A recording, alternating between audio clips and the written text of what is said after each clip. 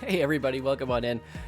This is Wagworks GA. I'm Jeff. You can call me that, or you can call me Wags. Either way, we're here to do some art tonight. The GA, by the way, if you're new to the channel, if you're not here frequently, refers to Jeff and Ashley. Ashley being my wife and creative partner, and we make kids comics together. So tonight I'm going to be working on not a comic, but an art piece for the cover of a digital magazine we do called CoreToons. Ironically, I'm doing it in traditional media to scan in. But yeah, we create short form kids comics for like kindergarten through 5th grade or so. Hey, Frank. Why change? Why change? You're part of the reason for the change. I was gonna get to that. Okay, so yes, Frank. This is different because I'm doing something different tonight. I'm not doing Clip Studio. I'm going to be working on the cut paper art that I'm doing for our CoreToons cover. And I have a hand cam set up, which I remember you saying, yes, hand cam, at the end of stream last week. That's okay, though. It's all right. No blame. It's not going to be this way permanently, probably. Anyway, Frank has a story. Go. Acceptable. Here, look, I can even, hold on. I should really have put these two things next to each other, Anobios. That would have made so much sense. So clearly I didn't do it.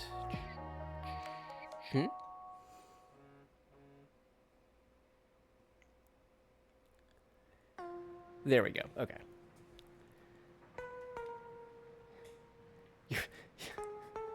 That is the most random sentence I've heard all day. And believe me, I hear some random things. I have a 10-year-old and an 11-year-old and a 12-year-old. I know my kids' ages, I promise.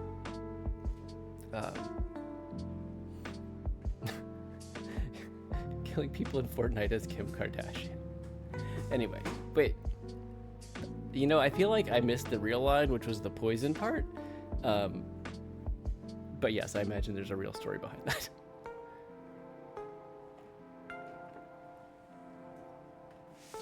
Oh, nice. Hello, friend, if you're here.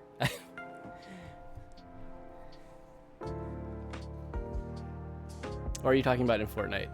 I realized after I said that could be what you're talking about. Oh, hey, Chris. Welcome on in. Happy to have you here. Any friend of Frank and Fallen is a friend of stream, so. Hey there. Welcome in. You're a duck. Okay, so this goes with Frank's goose then.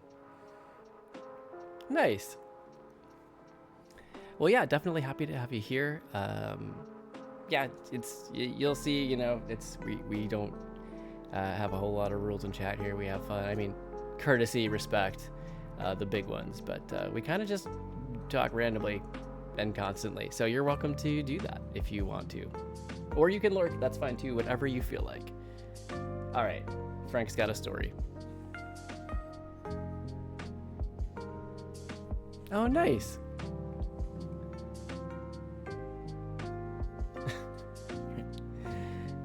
Yeah, I was late to Minecraft, but I do enjoy it quite a bit. Especially building stuff with friends. Okay, yeah. I mean, it sounds like it was pretty miserable, so I think I get that. For sure. What happened?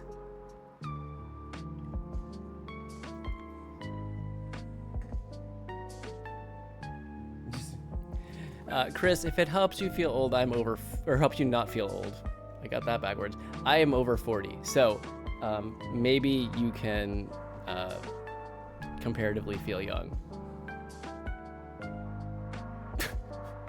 I don't feel like that's probably what you did, as you might be in jail now if that was the case. But it is one heck of a story, and definitely a comic, and Goose should definitely do that. Half is true. I'm out of here. That totally reminds me of another story. Okay, so I'm assuming it's the first half.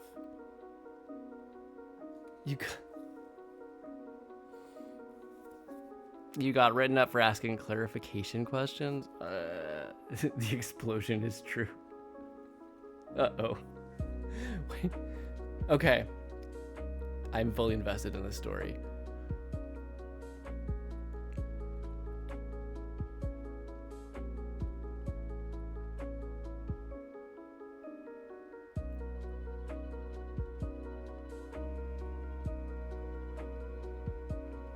It is not the right of the employee to question assignments given by supervisors. Okay. I mean, I get a little bit of a vein where that's true, but also clarification is different.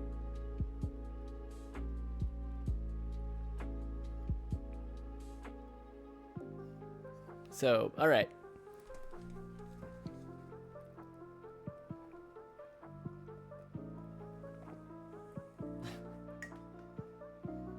Hey, what do you want me to do for this assignment? That's the question. Such subordination, Frank. I can't even believe it.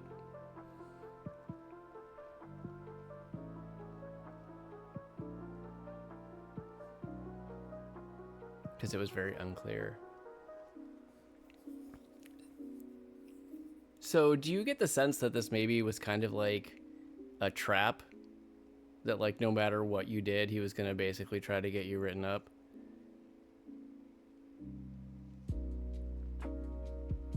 Because it kind of feels like it with everything you've told me about this boss before. It said you refused to do it. Oh, that's miserable.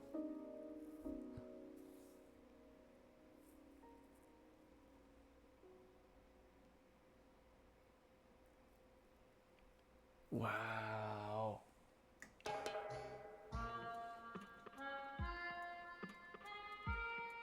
HR said, how can we move forward? And you said, without me, kicked the chair over and walked out? Maybe. That would be one way of handling that.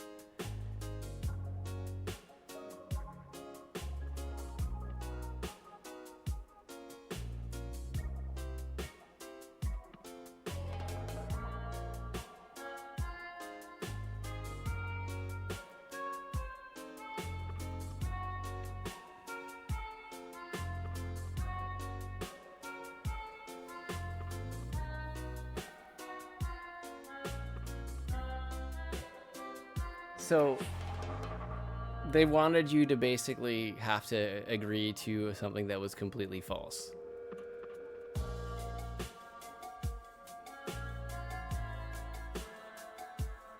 Okay. That's not great. Not a great look for them.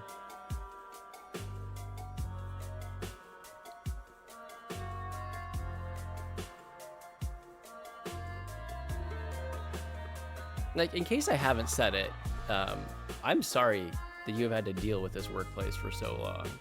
It sounded so promising at the beginning. And yeah, it just sounds like it really tanked with the supervisor.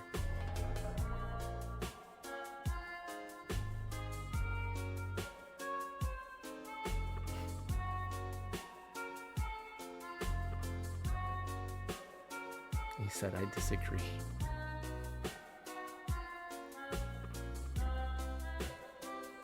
So did he give you the benefit of like giving you like points of like what gave him that impression, or was it just like nope? Okay.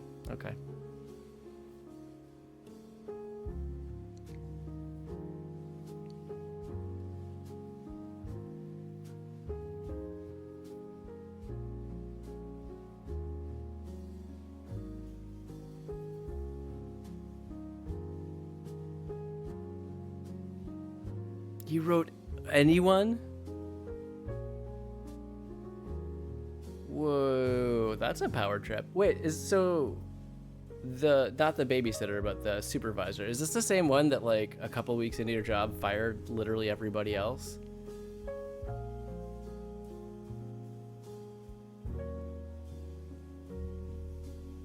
It's not my responsibility to explain the assignments I give.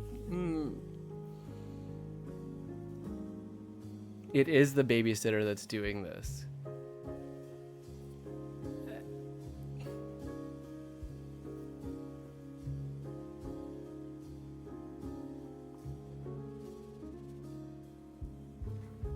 So this feels like someone is trying to just like assert authority after like feeling like they've gotten spun up enough on the job. Is that kind of the vibe that you got? Like they're gonna be like, nope, no, I'm the boss.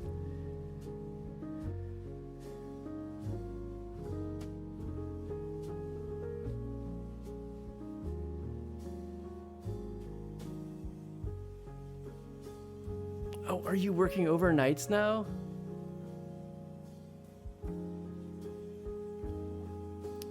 I mean, yeah, like it's the whole thing of like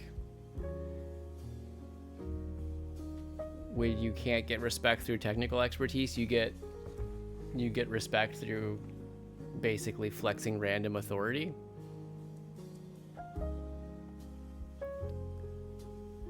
Oof. Well, sorry you have to work overnight for that, but I'm glad you're out of the other job because it sounds like it was just not gonna be good no matter how long you stuck it out. Well, I hope for you that it's soon.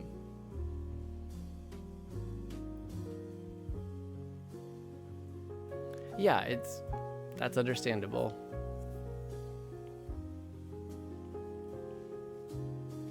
Yeah, that's rough. That sucks.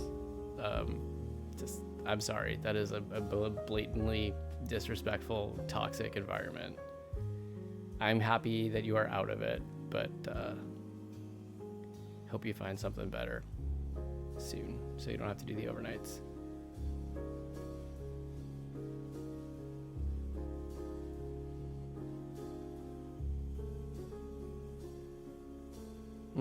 Well, you know, it's funny how it doesn't look great for supervisors when all their employees quit within a short span of time, or at least, you know, the two most knowledgeable, and suddenly the department struggles. And it you know, they can throw the other people under the bus for a while, but eventually it just falls on them. So probably eventually going to come back to haunt them. Oh wow, okay.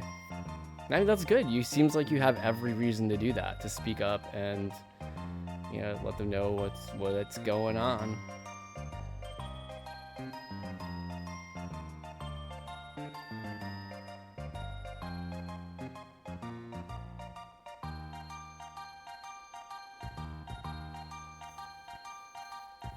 Now, to give the benefit of a doubt, I mean, this sounds pretty awful. It's hard to do that. I was, for a short time, like a team lead with one of the contract companies that kind of had the contract for the position that I worked for. And it can be hard when you're trying to do a technical job and getting a lot of pushback on administrative stuff. But I also never was responsible for tasking my the people that I was the lead for, because we were within the same large group, but none of us worked on the same project, so I had no control over their tasking. So I whenever I did have like people that I was in charge of tasking, I would never just give a blank assignment or give a vague assignment and like refuse to answer questions. All his assignments made no sense. Was this like the same one that wanted you to update like all the manuals? Nobody knew what to do. That's cool. Yeah, it just really seems like they were going for a flex, like to try to be like, everyone's gonna fall in line because I'm gonna show them that I'm the boss. They're gonna get written up and then they'll know. So maybe it backfired. Of course, they may think that they, you know, just hire new people that will fall in line. But if they can't get the expertise, then they're going to have some trouble. Which I'm assuming is kind of, you know, well, I'm kind of rooting for it at least. Yeah.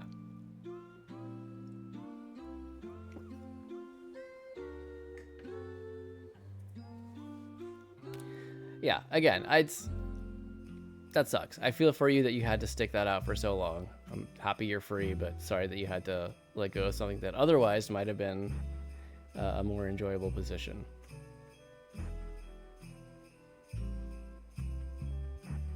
But good luck finding something better. I'm guessing you don't have a background in meteorological data assimilation.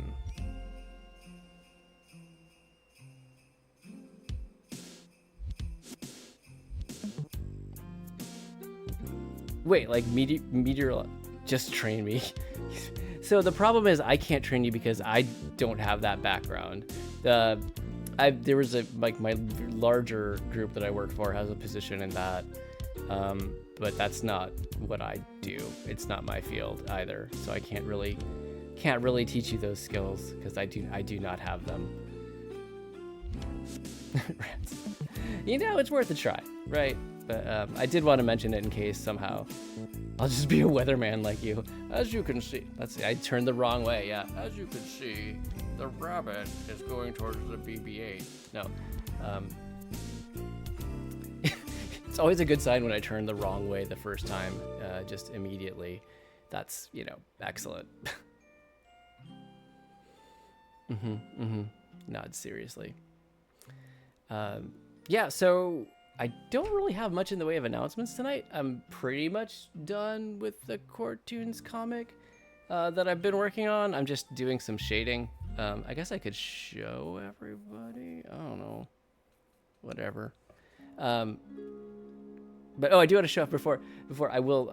I am pretty proud. This is a completely like MacGyvered system, but I did actually get a hand cam rigged up, and I was fairly proud of that. So this is where we'll be working tonight. This is my hands. Whee! But yeah, before I do anything else. But yeah, this is what we're doing. I'm kind of excited for it. Just to try something a little bit different. I think I'm gonna skip warm-up tonight because I'm not actually gonna be drawing very much tonight. I'm just gonna be cutting and gluing, maybe doing a little bit with some marker, but that's about it. I mean, to be fair, I have a lot of respect for weathercasters. It's a very important job, and to be able to communicate like that, it's hard to be the interface between like the deep science and the general public that didn't spend 4 years studying it. Yeah.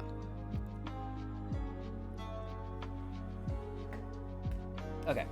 But let's see. I can open up Clip Studio just real quick and show y'all.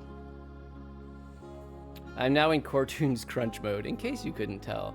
So I've taken a little pause on the D&D art just because I have to finish up these last couple things for CoreToons, but it's been going relatively quickly. I'm almost done with this comic.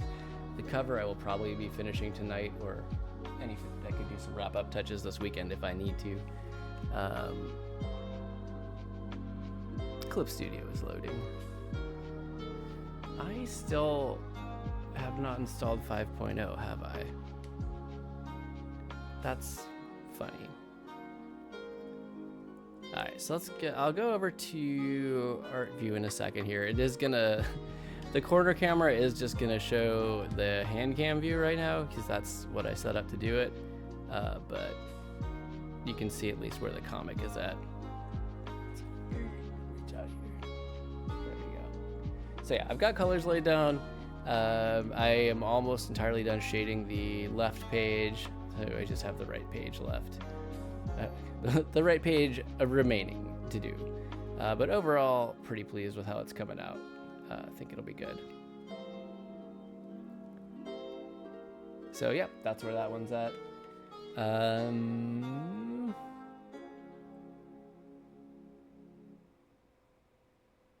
Oh my goodness, I didn't even change stream colors. So today is March 26th, which is Purple Day, or also known as Worldwide Epilepsy Awareness Day. So I do want to get that plug out there. That's an important one to our family, obviously. I actually, hold on. I can close a couple windows down, and then I can actually just share the link for... Oh, Frankie made a command for this, didn't you? I think so.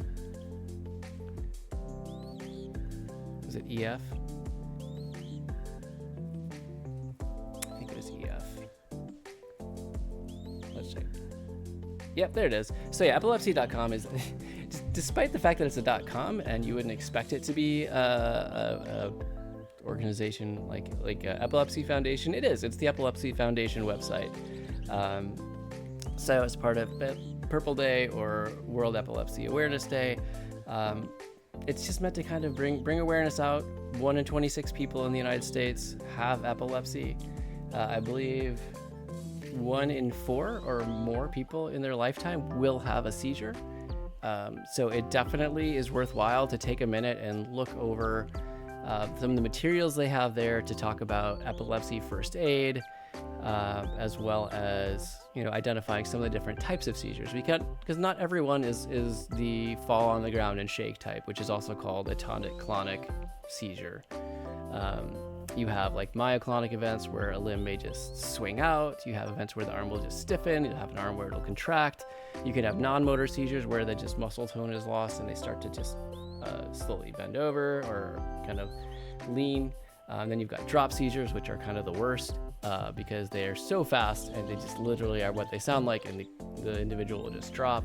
You've got absence seizures where people just kind of, they're gone. They may continue doing an action that they were already doing, or they may just kind of stop what they're doing and be there vacantly for the duration of the seizure.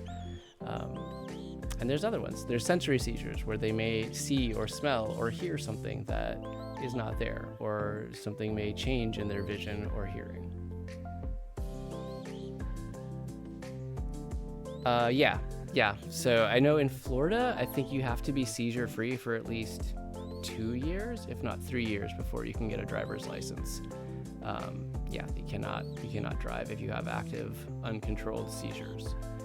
If you have seizures, but they're controlled, like well controlled on medication, or if you've had a surgery or, whatever your therapy is, if they're well controlled, then, again, if you go that 2 years, I think, without a seizure, and your doctor can attest to that, then you will be allowed to get a driver's license. So, yeah, we'll be actually heading to a Purple Day event. They always have it the Saturday directly next to the World Epilepsy Awareness Day. We have a big one here in Orlando. It's actually at one of the convention centers on the Disney World property, even though Disney itself doesn't put it on. But we'll be going there on Saturday. So it's a really good chance to listen to some speakers, talk about new developments in epilepsy management and research, stuff like that. It's also a great chance to meet more of your community and kind of get to know that you're not alone in it all. It can be a really isolating thing for folks who have it. As I mentioned, we have a child who has it, so we've gotten to know that side of it well. And there's a costume contest, and we have a kiddo who has made what I believe is a pretty awesome costume to enter it. I'm gonna try to get pictures. They're not quite done with it yet. They're putting the finishing touches on, so I'll get pictures of the full costume on Saturday and try to share that next week, because I think it's pretty awesome. Okay, I think that's everything. I definitely wanted to make sure I talked about World Epilepsy Awareness Day, as that is a big deal. We just had our kiddo's neurology appointment this week, so also it's something that is freshly influencing our lives, or constantly influencing our lives, maybe you'd say. Okay, moving on to lighter things. Let's cut some paper. That was a terrible transition, but I'm gonna take it, and it's fine. It's fine. Everything's good. So nothing's glued down yet. The one digital piece I did do is like this. Yes, this is good. I did a really fast and rough sketch of kind of the concept that I wanted here. in Clip Studio just to kind of figure out some of the basic shapes and composition before I started cutting anything. So, you know, we're doing kind of a springtime, you know, natural theme. So I've got the cat. This is our kind of mascot, Felix, which is actually one of our CoreToons team members' cat. He's Sarah's cat. And we just kind of unanimously decided that he should be on the cover of every CoreToons digital magazine, CoreToons Tribune digital magazine. I'm getting better at saying it without messing it up. But at any rate, we got this. I've got kind of the background done, and what I want to do is get more of these. If you can see, I've got some flowers like daisies and daffodils all set up. So I'm going to be getting some of those in. They're going to kind of overlap a little bit. I'm going to kind of try to add some cardstock tabs underneath to kind of help things pop out a little bit, and then I'll scan the whole thing in, which is how we'll get it into the digital magazine. It's yeah, it's ironic. I do everything digital, and then the one thing that is for something that's entirely digital, I've decided that I'm going to do with traditional media. It's where did I put the camera? It's a very high-tech setup. Hold on, how do I do this? Okay, I'm gonna hope this doesn't knock anything over to show you, but I can kind of show you. Okay, yeah, no, that's not great. Okay, hold on. If you can see, this is the camera right here. It is on a work table, like an art work table, to give it some height, and it is propped up on top of several books with then several other large books holding it down. That is what I was able to come up with. But it works, you know. That's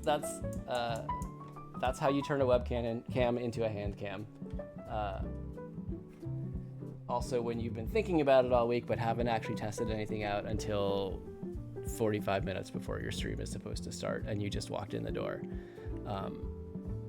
So that's you know, that's where we're at, but it's good. I think it works. Okay, so let's get going. I can talk while I'm doing this, obviously.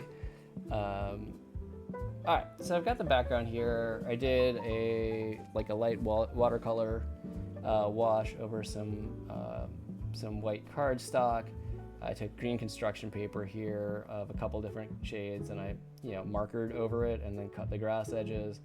Everything else here, we got some cardstock here for the white parts, but everything else is just construction paper. So the cat clearly is gonna need eyeballs or pupils in their eyes. I think that'll be important. I haven't glued anything down yet, so it's all fine. Everything's fine. Adjust that so the nose is at a less weird angle. Here's the cats. There we go. Okay, so this is a little bit more what we're going for. Okay, that's pretty good so far. I thought about that too. I actually have a ring light that has like a cell phone holder that I was gonna try to somehow rig up the camera to. Like, I know I could just use my camera as my phone as a camera. But during this time, that phone is a monitor for like the camera. We used to keep an eye on our kiddo that has epilepsy while they're asleep. So I can't really use my phone during that time. To anybody who knows me and tries to reach me via my phone during this time of the evening, and you wonder why I may not respond, this is why. My phone isn't really my phone after kids go to bed. Anyway, so first thing I'm gonna do, the blank eyes are kind of bugging me, so I'm gonna give him some pupils. Got some more black construction paper here. This one's kind of, it's a little bit washed out by light, but I actually might do that because it'll stand out against the black of the fur. And I have somewhere in this handy dandy stack where I've been cutting. Do I have the eyeball shapes? No, but I can do is use, okay. Alright, so I'm gonna scoot you back for a second. This is a very cramped workspace, but it will work.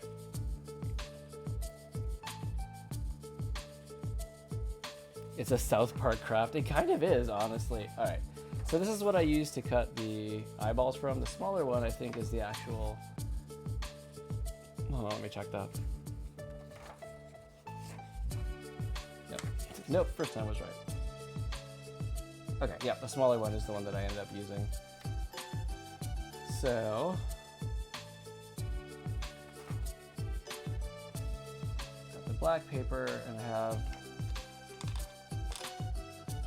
my handy dandy. I'm going to use the back side so I don't lose any of that good bleaching that we got going on.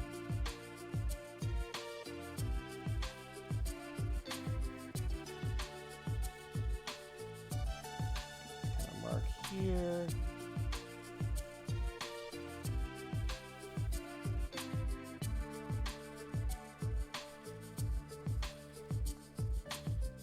So that'll show me where to cut.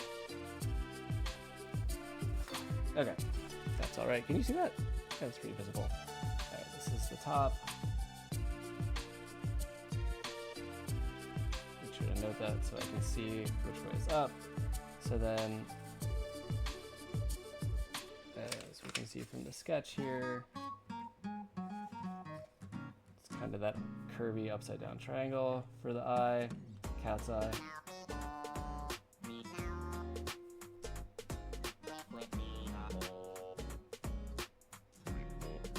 Okay, so I'm pretty happy with that. I could use scissors, but I'm actually going to use the old X-Acto knife.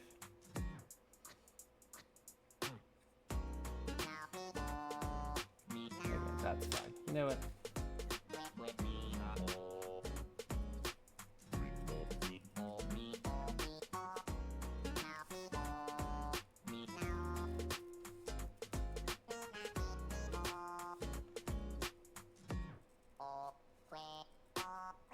It was kind of fun when I decided to do this and started working with it, because I'd forgotten how much I actually like doing this kind of work.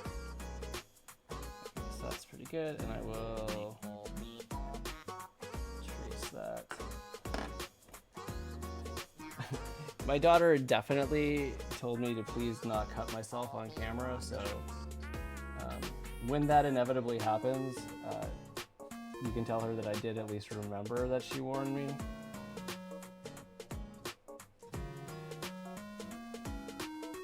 Also, Frank, she asked me to please tell you that you're old.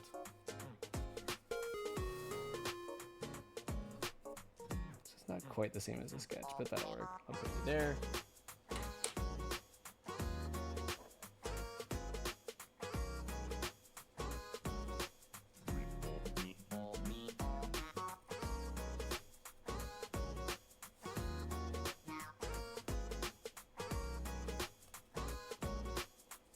Jeez.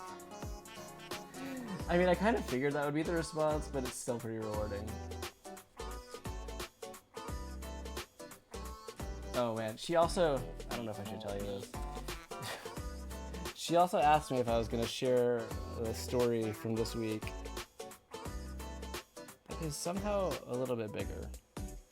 Probably because I didn't cut on the lines as much. I'll trim it slightly. Just a bit. Actually, let's see where the lines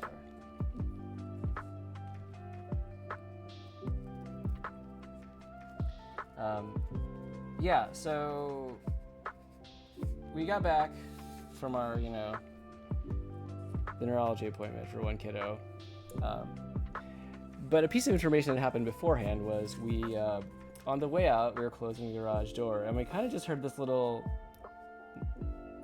thunk, or loud thud noise as it was finishing closing. And we collectively were just like, I hope that wasn't our door.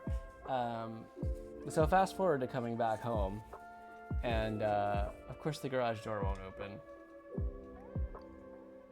So, I get out and I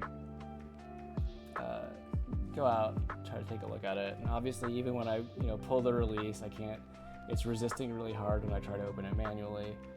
Not that I'm the strongest human in the world, but usually I should be able to at least budge it upwards. I tried doing some garage door lubricant on the rollers, and it maybe got in a little bit of movement, but it wasn't much. So we're finally like, okay, it could be a spring. Those things are under high tension. I should probably not mess with it. We should probably call somebody. So yeah, they came out and were like, okay, yeah, your spring's busted. And of course, they're like, we have to convert your entire system because it's a system where the spring is on the inside of the shaft, and like that's really hard to do any maintenance on. So we're just gonna have to change the whole thing out. Okay. And of course, they're like asking kind of a steep price for what we had researched and thought, seemed reasonable. So we started asking like, hey, do you have any specials going? That's more than we were really looking to pay. We might go get some other quotes. And he's like, yeah, we can get you, let me call my boss. I can get you a deal. So he comes back in, and this is the part of the story that is for you, Frank. And he tells me, yeah, we got you a good deal. I told my boss you were a senior, so that I could get the deal, because we automatically give seniors this discount. So I'm not sure if that's information that I'm happy that you have, that I was effectively labeled a senior, but there it is. It did in fact happen, in case your Frank sense was tingling. Okay, those are pretty good. I like that. Probably add like a little shine on the eye. What's the template for that? Where are we? Here, we got this.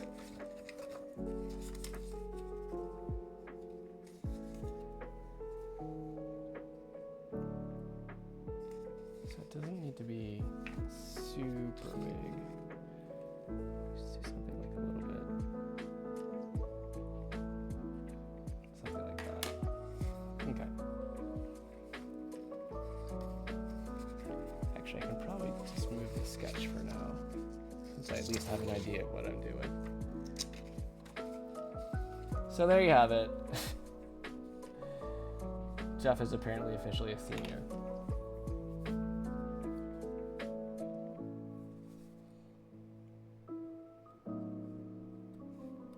That is, don't want to cut through my placemat. I should get my cutting cardboard. Cool. Enjoy your senior discount, old man. What can I say? AARP has its benefits. Don't forget to... Yeah, there we are. There we are.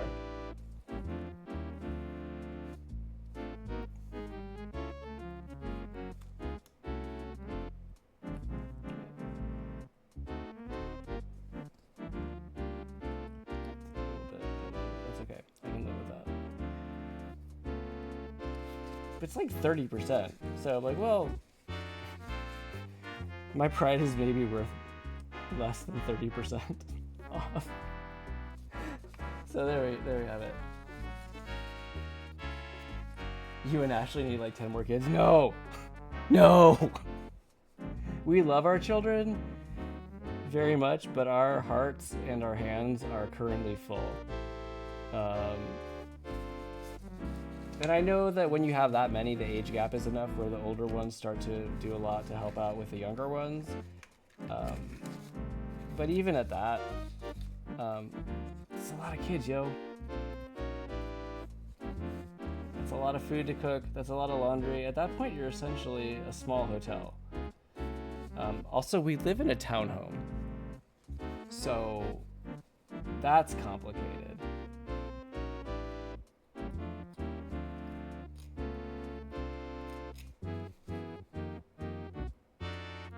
Then you're guaranteed to have. Is that what the odds are? It's like a 10% chance that your kid will be super rich? What do you think? I think that's a pretty solid eye shine. Basically. Just have them live in the garage. Well, hey, at least now we know they won't be able to get out until the door is fixed. There we go. Okay, come on. Let me trace you.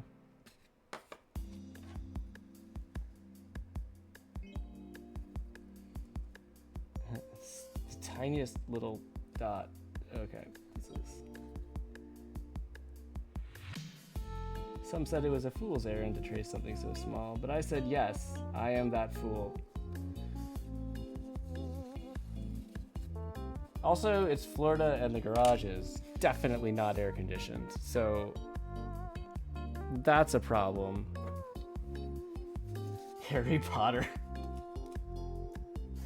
What, under the stairs? Is that what you're going for? We also need that space.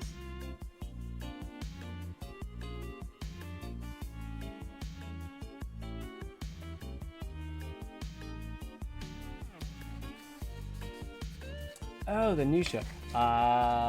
We don't. It's on. Is it HBO? Is that right?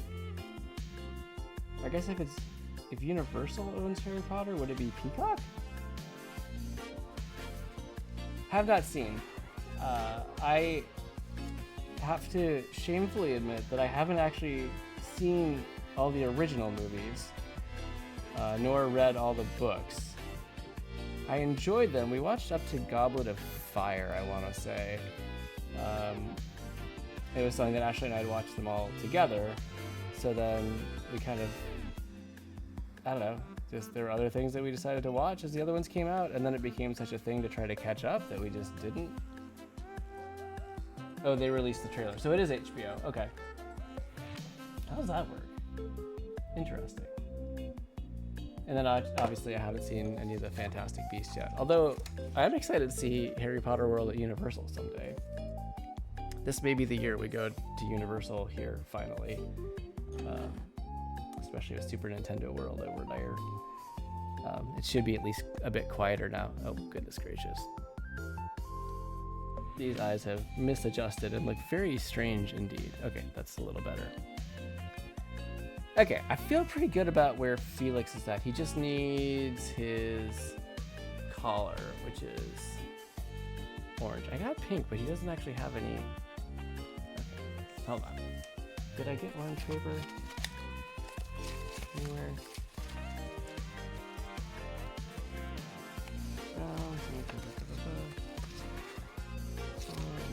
Green, okay.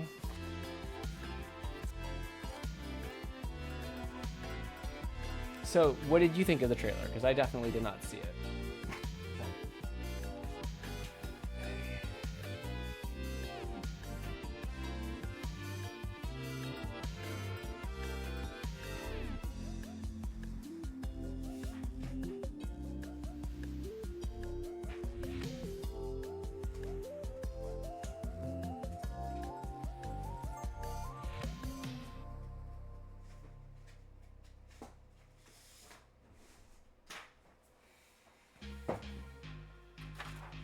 Okay, we got orange.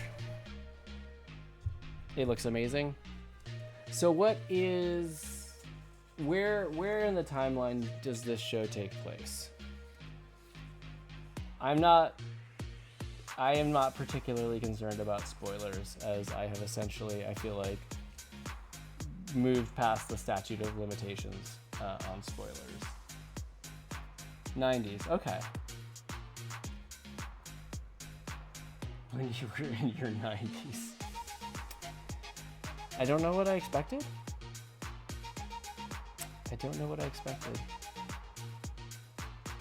Honestly, actually, hold on. I have... No, that's not gonna do it. Okay.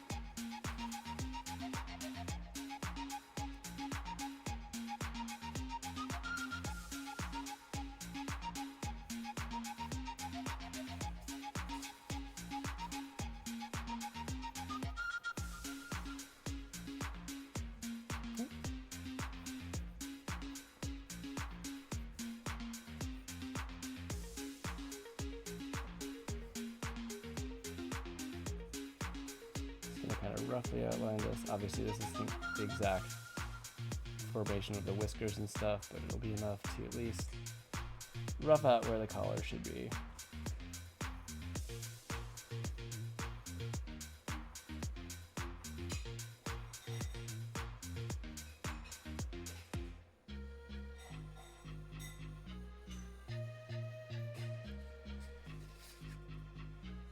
definitely familiar with the 90s. That'll be interesting. What a weird time, man.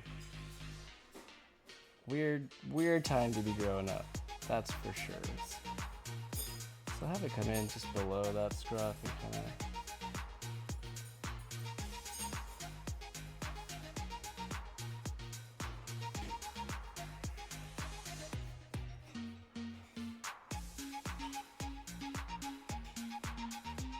Maybe something like that.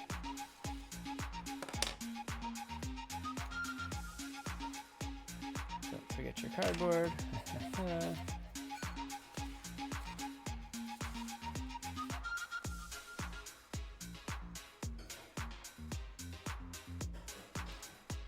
You know, it's funny because I feel like the camera angle is such that the face looks way more janky than it does from the angle I'm looking at it, which maybe I should take that into account.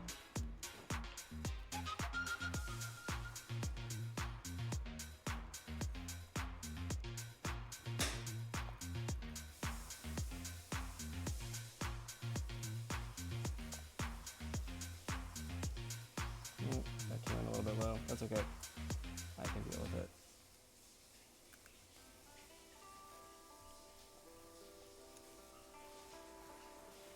So Frank, what do you remember of the 90s? Because you're like 30, right? So you would have been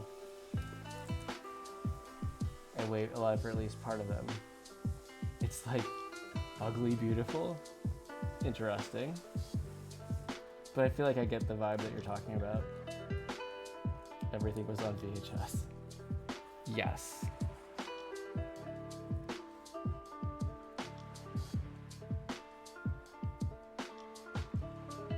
I don't know if I like that. It's so much easier where you can just click like an undo button and change everything. But I can't do that here. I should probably be more around the upper part of the neck. Just playing Space Cadet Pinball. Epic Pinball, I remember playing that. At least, the computer game. Sonic Spinball. For sure. I should be a little bit lower. Can't go too much lower because I did that. I do this. Something like that'll work.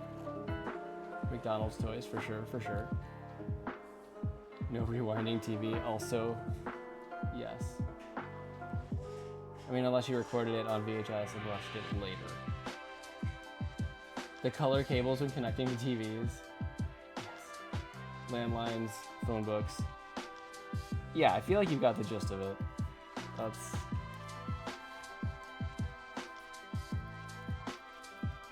dial-up internet.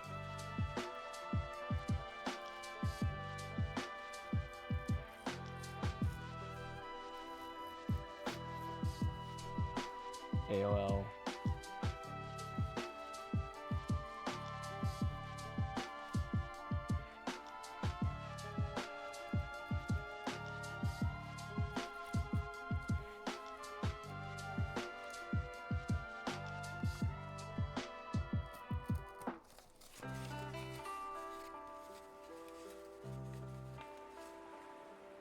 Like, in some ways, I look back and I'm like, you know, things were a lot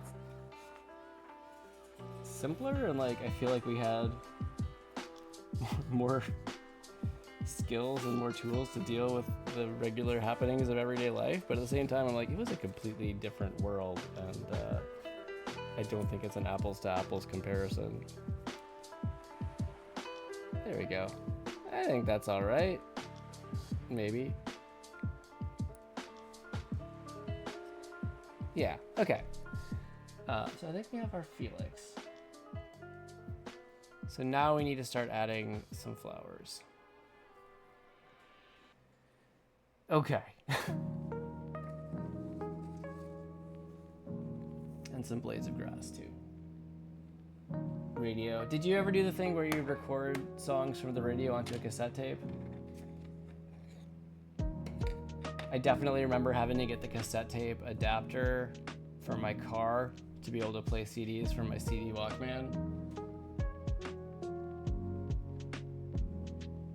You're not that old. Wait a minute.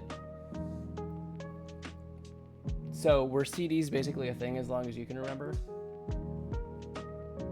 Record songs from YouTube onto my flip phone. Well, but YouTube didn't exist in the 90s.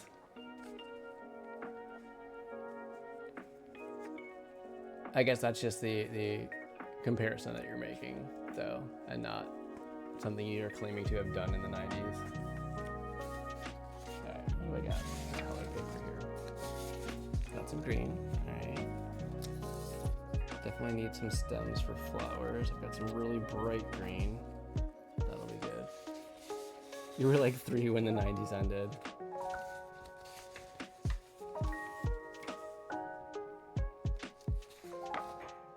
Okay, how does this color look? Yeah, I think mixed in that'll be fine. That'll be good. Alright.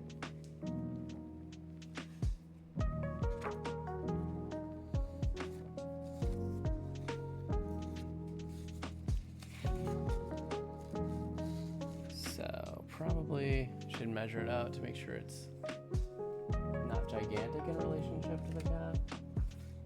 Let's see. Just for scale.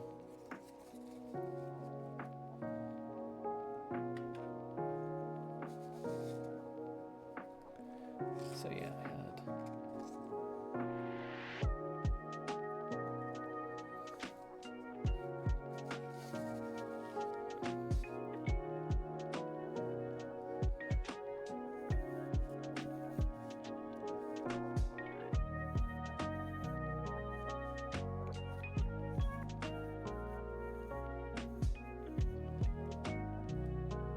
draw some blades of grass here that I will.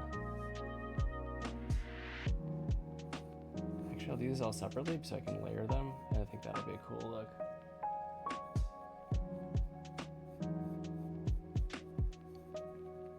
So then what is like a definitive like childhood memory for you?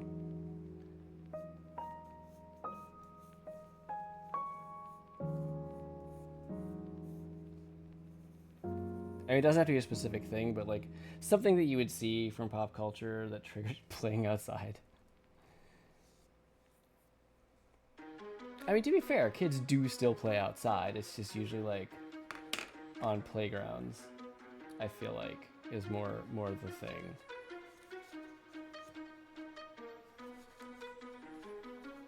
And the playgrounds aren't made of like wood and metal, splintering wood and burning hot metal.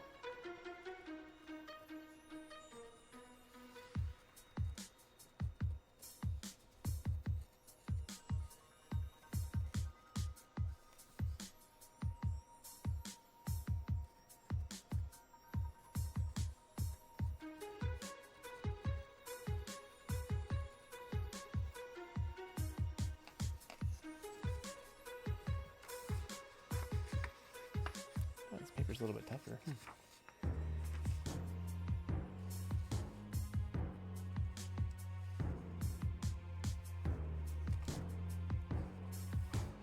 I remember playing video games. You know, strangely enough, that's a lot of my memories too. I mean, I did play outside, you know, especially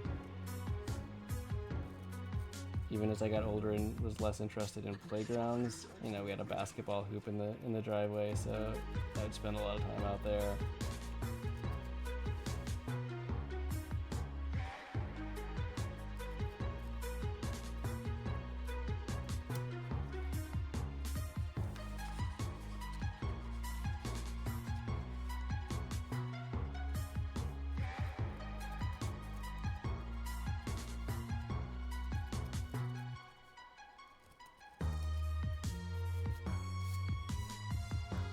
So do you have an all-time favorite game from your childhood? Like, what is the ultimate, like, nostalgic comfort game for you? I am prepared for this to be something that makes me feel just ancient. So I guess do your worst.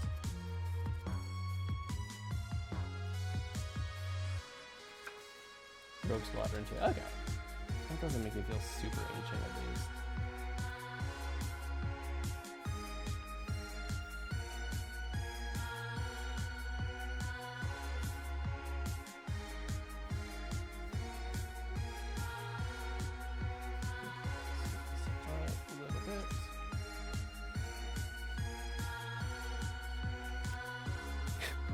Why does that look so messed up on the camera, but like it's fine from my view?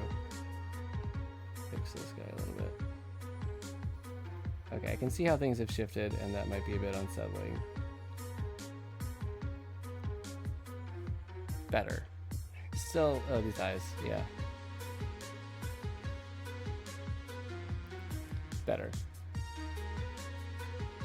Will always be your favorite game? Nice, yeah. I think it's, I don't know, there's always that like handful of games that are just kind of instant comfort.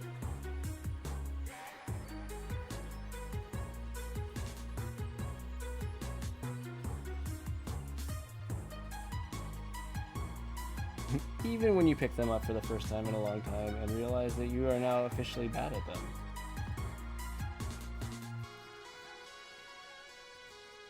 I maybe not officially bad at them, but like definitely feel like after not playing it for a decade or so, Sonic 1 was significantly harder than I recalled it. At least once you got up to like Labyrinth Zone and stuff like that.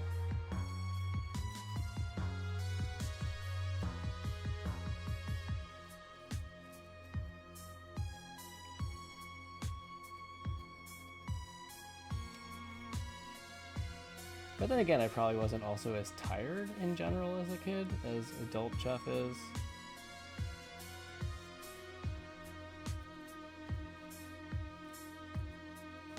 And I probably picked up a few skills along the way that kid Jeff would have been envious of. So I feel like it's a wash in the end.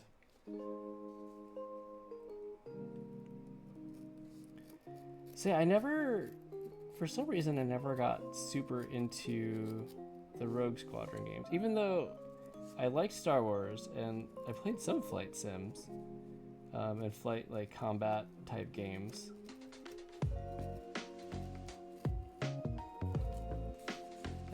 Although that might still have been when I was like super deep in my like JRPG phase, so that might be a reason that I didn't pick them up as much. Let's get these guys over a little bit. How much grass do I need to cut?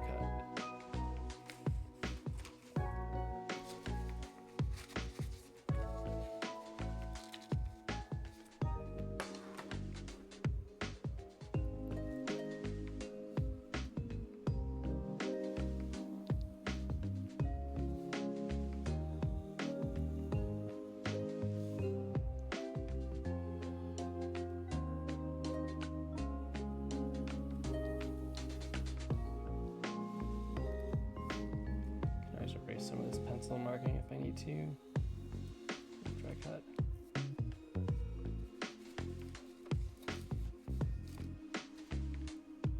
So I have some of this coming up to almost eye level on the cat, huh? Okay.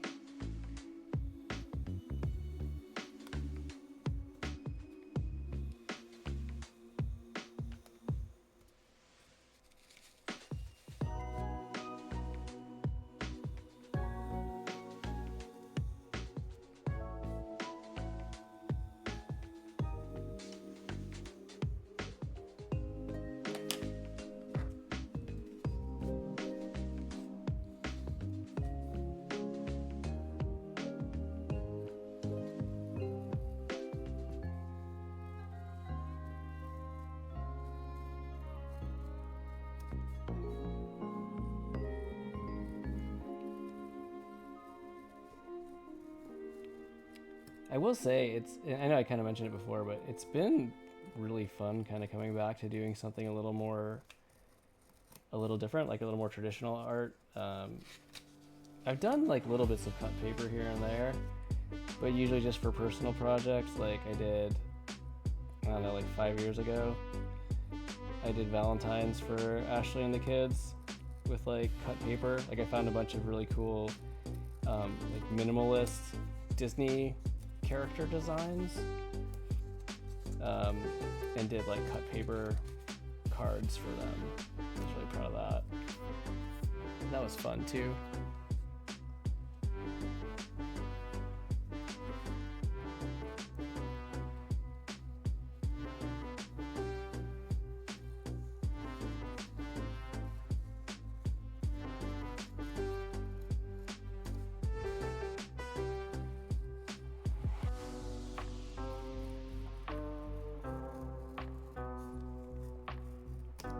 Tell you what, if you guys like this, why are my kids old?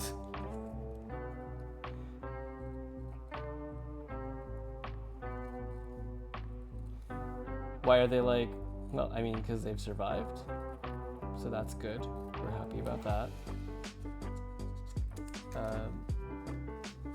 You know, yeah, as a parent, you ask yourself the same question every day. Like, how did they go from being so little to so not little?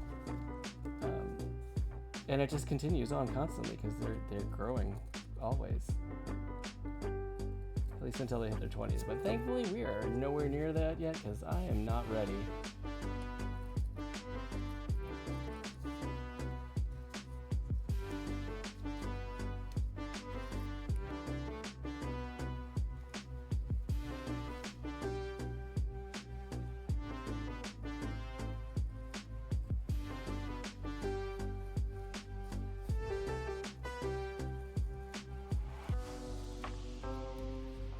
It is helpful though sometimes to look at them and be like, okay, they're still relatively little. Like, when I think back on my childhood, like, the bulk of the experiences that I remember are actually like a little bit later, like more like late elementary into junior high, not necessarily like 10 or younger. Like, there's flashes, like little bits from those, but not as much of like the continuum of memories and experiences. So when I realize that and then see like they're still younger than a majority of that, I'm like, okay, they still got some time.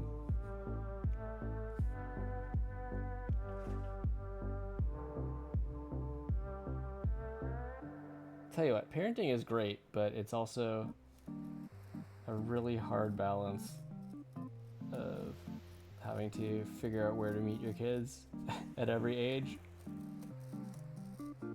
And also having to accept that like you can't just like they can't just grow up. You also are getting older as they are. That's sometimes not the fun one to swallow.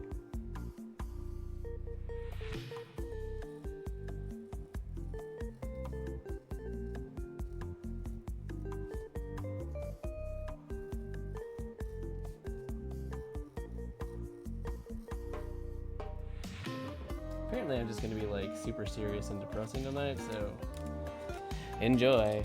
No, we're good. We're good. Frank, do you ever do anything non-digital?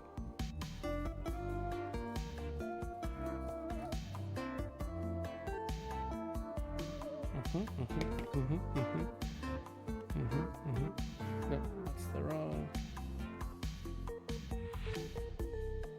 Ba-ba-ba. Cool. Nice, yeah. I really suck at maintaining a sketchbook. I think part of it is because inevitably you're gonna draw something that you don't like. And I feel like there's a part of me that definitely doesn't want to look back and remember that. And so it's hard to like it becomes discouraging to work on the sketchbook. What I do end up doing is having like a million little scrap paper doodles that I make, you know, either with the kids or sometimes just while I'm like at work waiting for something like a program to run or data to transfer. Just doing like a little sketching in my spare time. So I have like a bunch of those tiny little scraps of paper. But I've never gotten good at keeping up the sketchbook habit. Okay.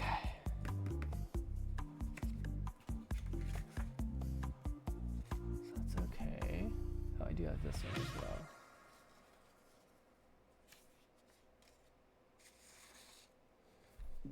All right, so I do see we're sitting here at 11:10. So I am going to take this chance to take a quick break, hit the bathroom, get some water, all that stuff. So I'll do like a 2 to 5 minute break, hopefully more like 2. And I'll see y'all back in just a few. I'm going to run a quick 1 minute ad roll while we're there. So just to get ahead of the pre-roll ads. So yeah, I'll see you guys in a couple minutes.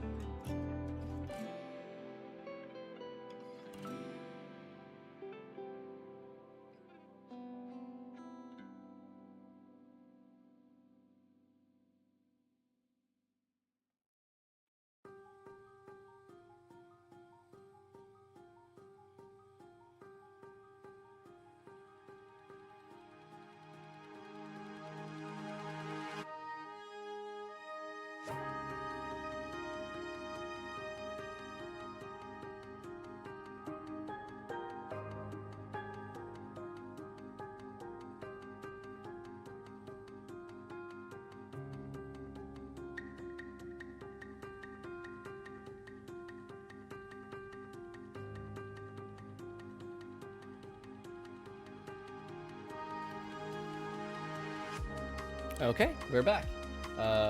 Let's keep going. So it would be kind of amazing to complete this before. Well, I'm probably not going to, because I have to glue everything in. But I want to get as far as I can tonight. Save this to do some more pieces in a bit. It's got a really cool texture to it. Anyway, that's just me being strange. Good. So, this is just for scale, and the plan was to have some stems of some flowers. So I'll have daisies and daffodils going on in here. Excuse me, goodness gracious. All right.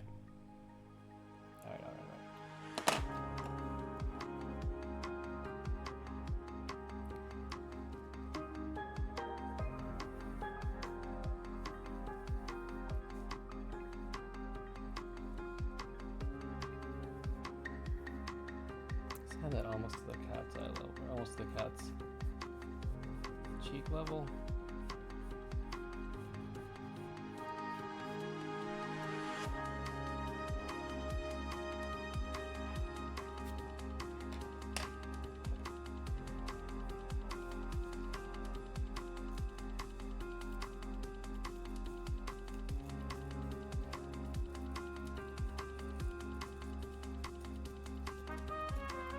On one hand, the cardboard is pretty nice for protecting whatever's underneath it. On the other hand, the corrugated cardboard is really bumpy to cut on with this, I'm noticing.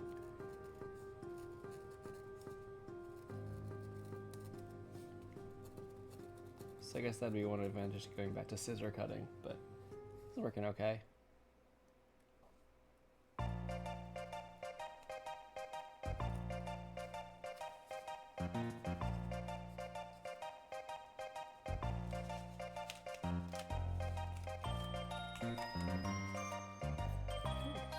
That. Probably can erase some of those lines. Actually, they don't seem too bad. Maybe just a little bit here. Might even be covered up.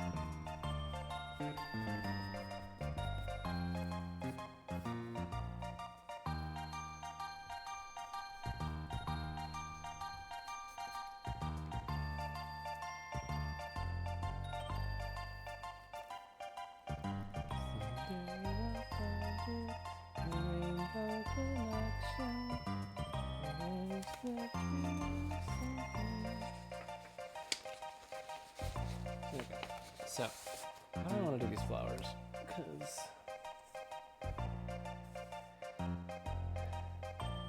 they're going to be about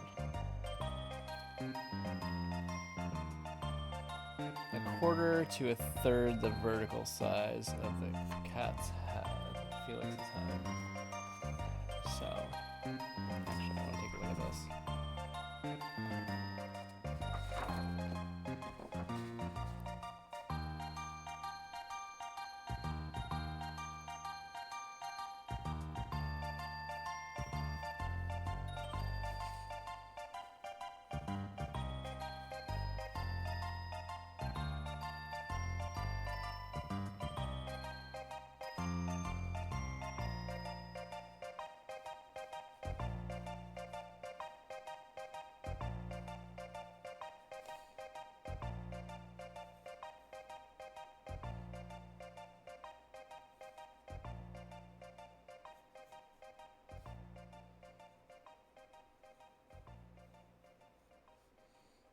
This is going to be an interesting multi-stage process, but we'll figure it out. I think it's going to look cool if I take the time to do it right.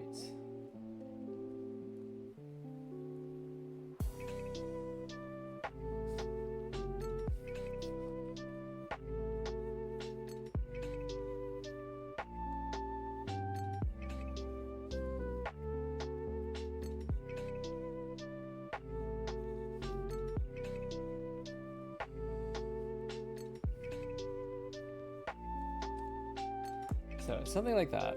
I don't know if that's coming through super clearly. I tried to sketch it pretty light, so maybe not. Still, we'll go like, like that. So that'll be good. All right. So. How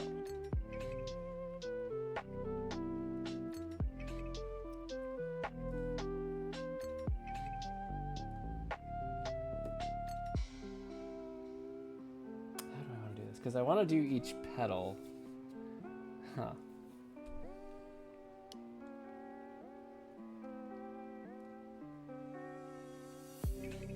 Okay, so then I'll have one that's like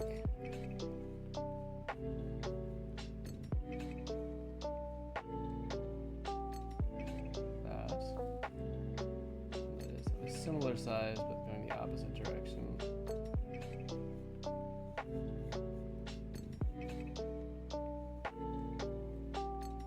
Something like that.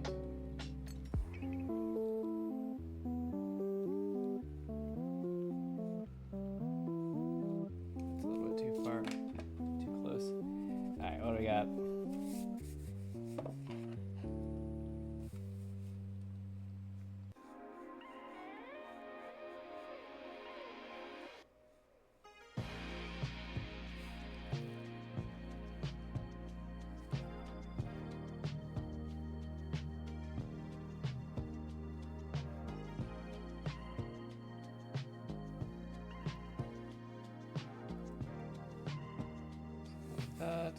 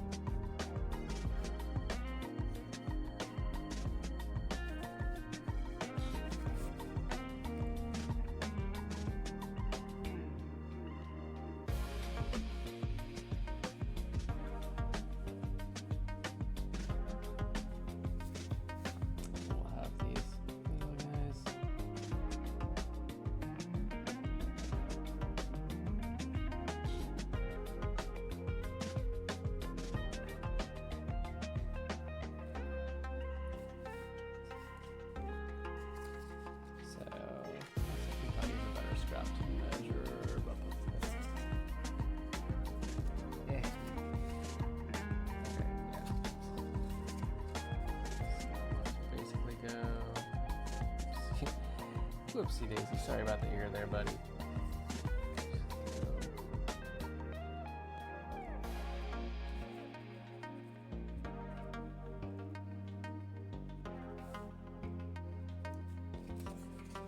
That's what we'll have.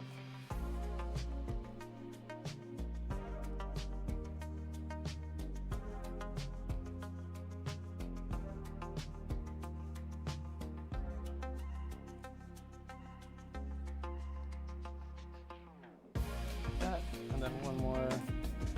It'll be this kind of bigger front leaf.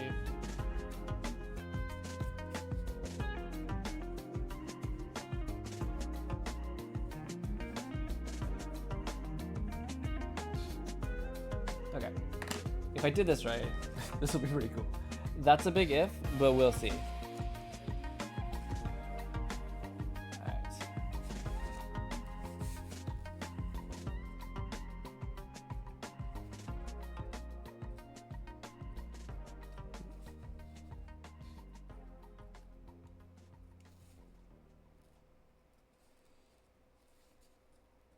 I had the thought, and I don't remember if I actually said it when I thought it, or if I, just kind of didn't say anything at all. So this is the cover that I'm doing for the April issue of the CoreToons Tribune, our digital magazine.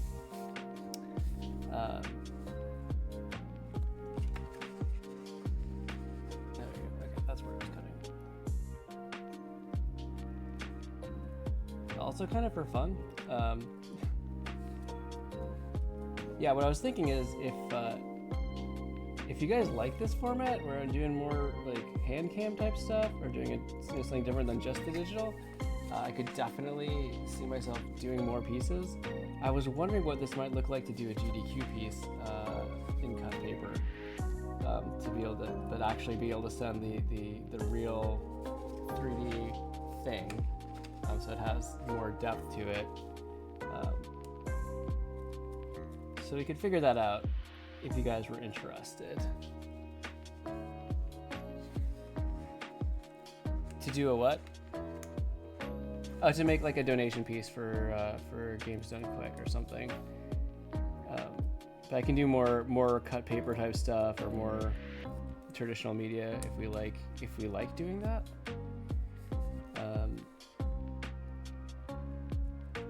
Because at first I was like, oh, I have to get one of those special like cameras that are meant to be like for looking down on a surface, but this worked out okay the way I rigged it up, and I could definitely do this again. I don't know.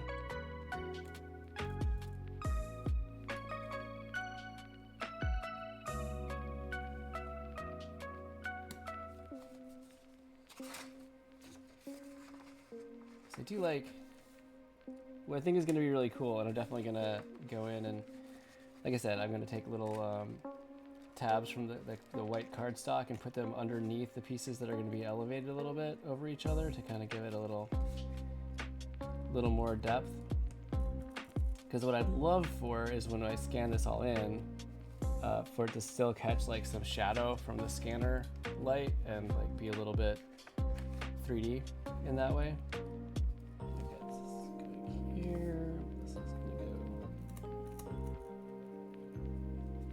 Are we there yet?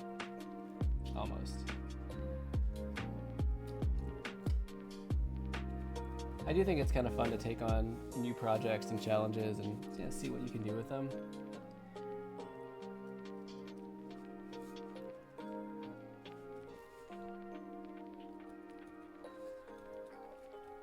And I think having to think about things in the layering way like this is pretty fun, and probably will have some takeaways for my digital stuff too.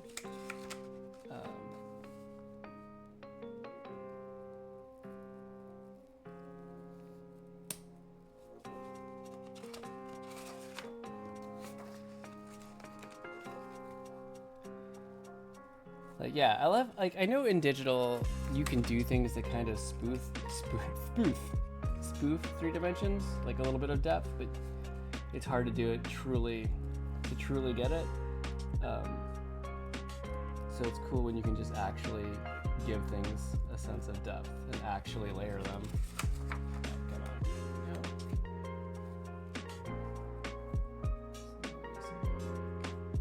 So these were the ones that were up here.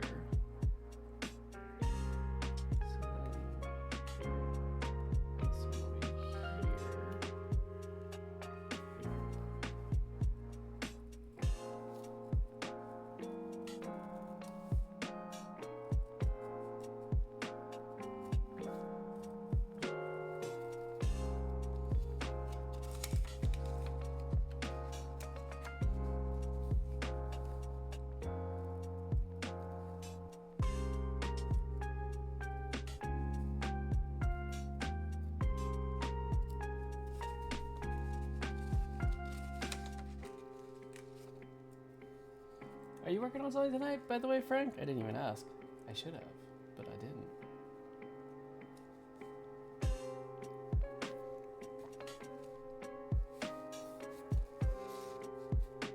No art tonight.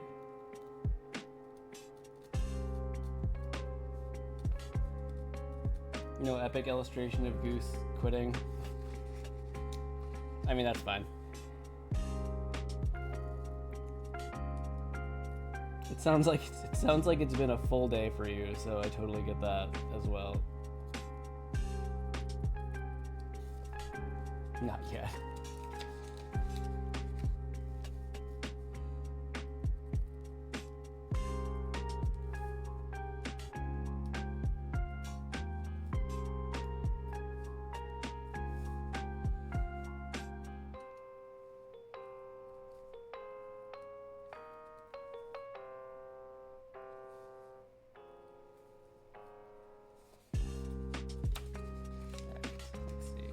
Getting there.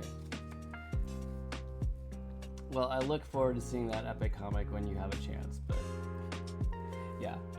I feel like with turning in an effective immediately resignation, that is a mental and emotional toll in a day.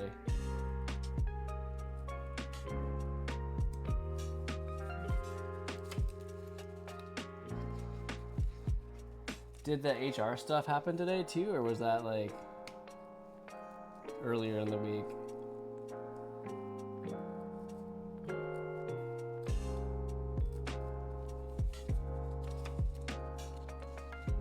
It was yesterday. Yeah.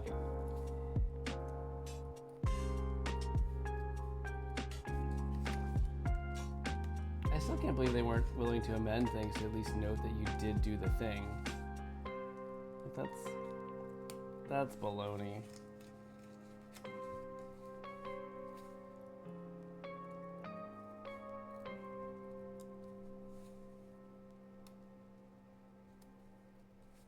Yeah, get it? Okay, of course, I totally bumped this all out of place.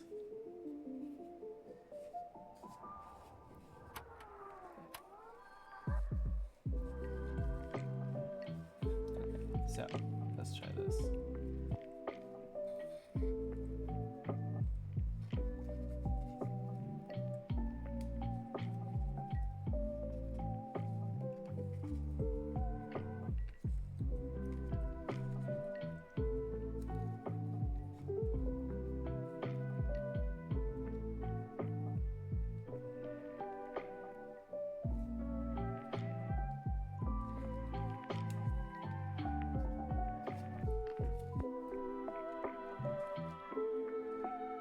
Okay, you know what? This is almost coming together the way I'd hoped it would.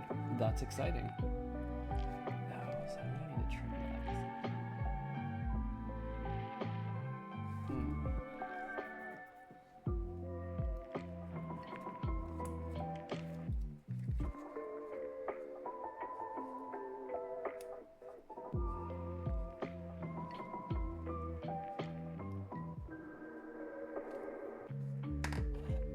Also, that did not.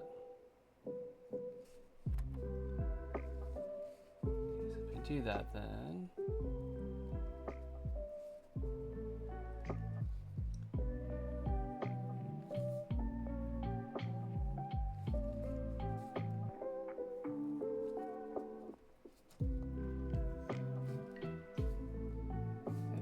shifted. Eh.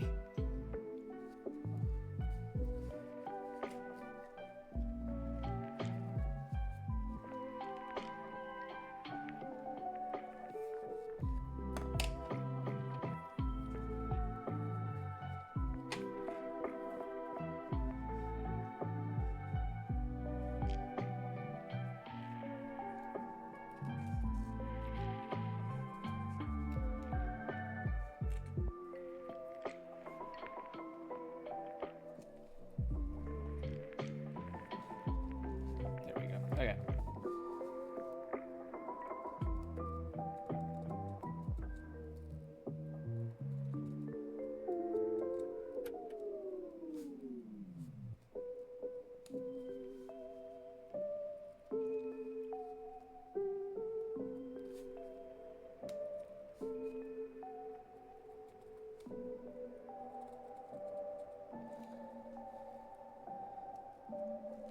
In case I hadn't said it yet, I feel like it's definitely the university's loss, having you go.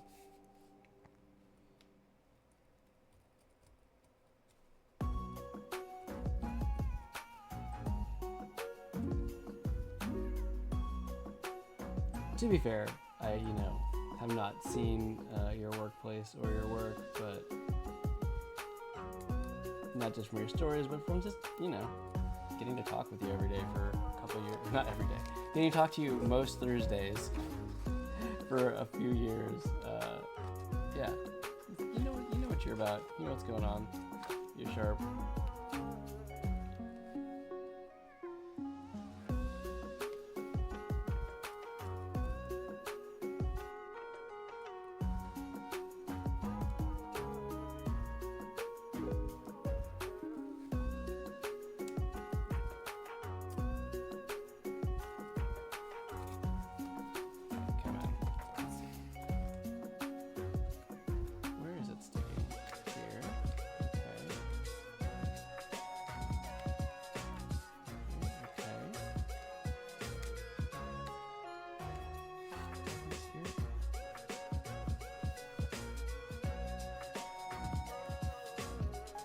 I know the second that I get cocky about having not cut myself yet, it's going to happen, so I'm just kind of trying to not say anything.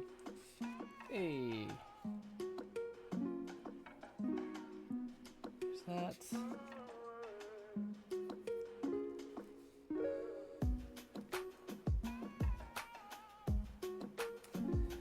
But if I do that... Okay.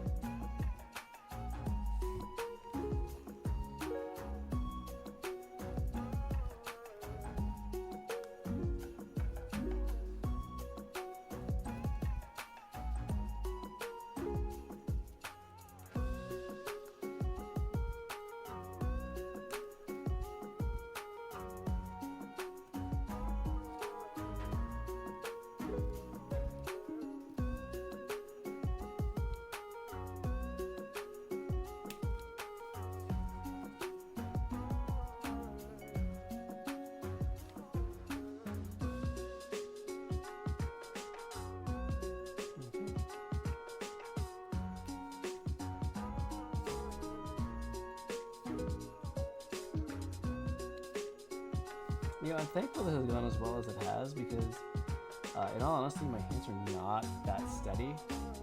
I've got one kiddo who likes to build domino topples, like you probably see on like those big YouTube videos, like Lily Hevish. Anyway, yeah. So sometimes I will build with them, and it is remarkable how unsteady my hands are. And I'm like, how do I? Okay, God, you could do it, Jeff. Come on. It usually works out okay. But okay, I do need to go back and trace this. Darn it. It's looking so good all together.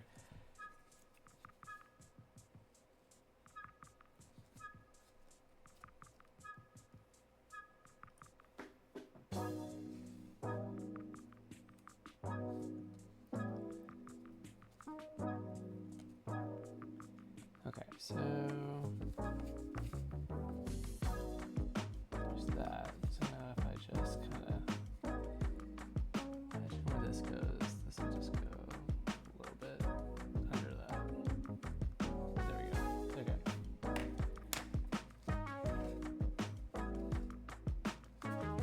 Yeah, I don't honestly know how I build dominoes with my kiddo as not tragically as I currently do, because it's just, yeah, I do not have steady hands.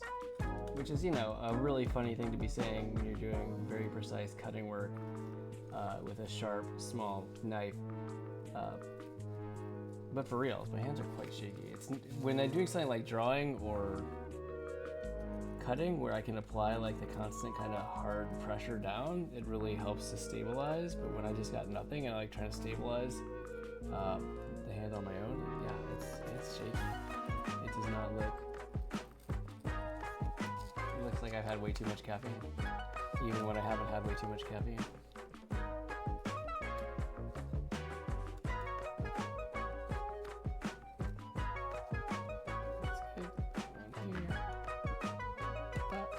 Come on, man. Really? It's right there. Okay.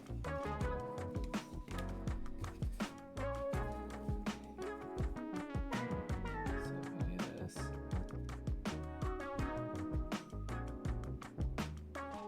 Let's come down here.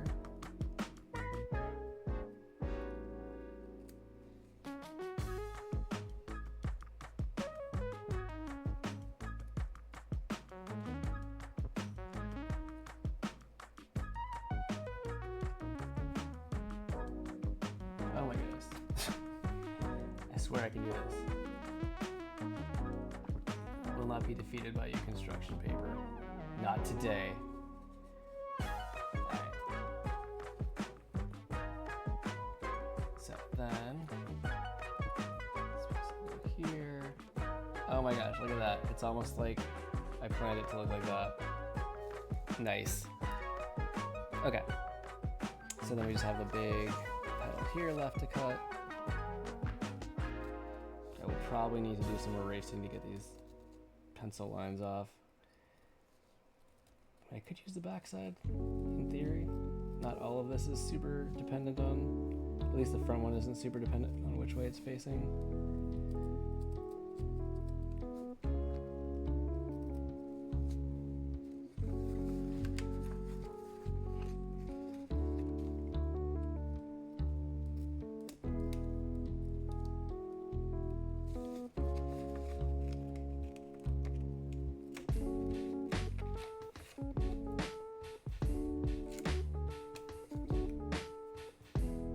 Okay. Let's assemble this, at least temporarily. I do have to do some erasing here. So that one's okay. These ones I will.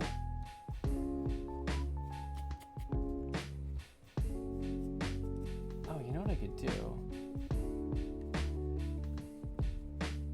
I don't even know if it would make a difference though with the if I'm scanning it, it might just flatten it anyway, but I could, in theory, actually fold it a little bit.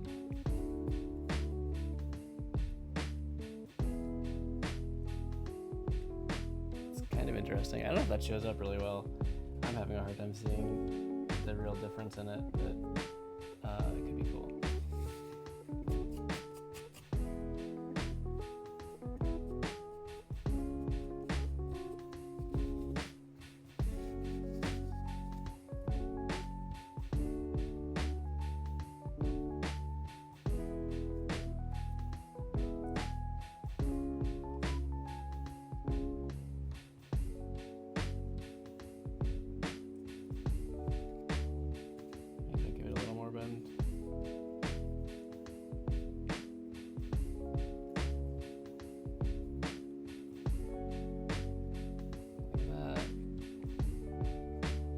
That.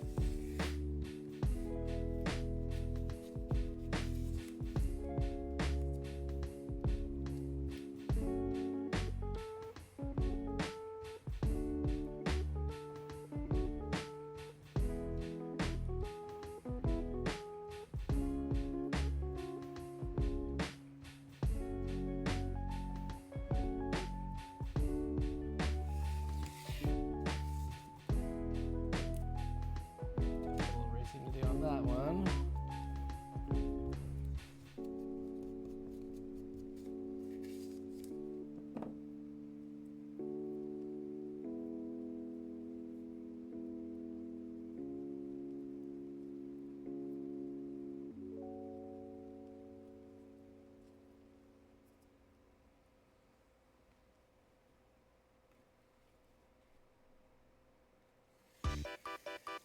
These don't fall entirely apart.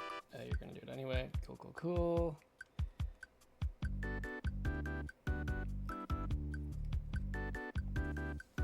Oh, this is so good. I'm really excited about this. I laughed so hard that I blew it all away. That was cool. Yep, super cool. Well, back we go to the drawing board.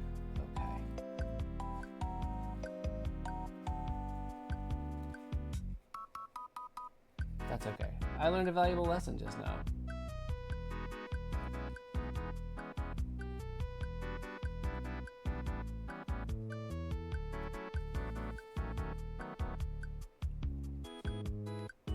That is one advantage of digital. You don't blow it away when you laugh too hard.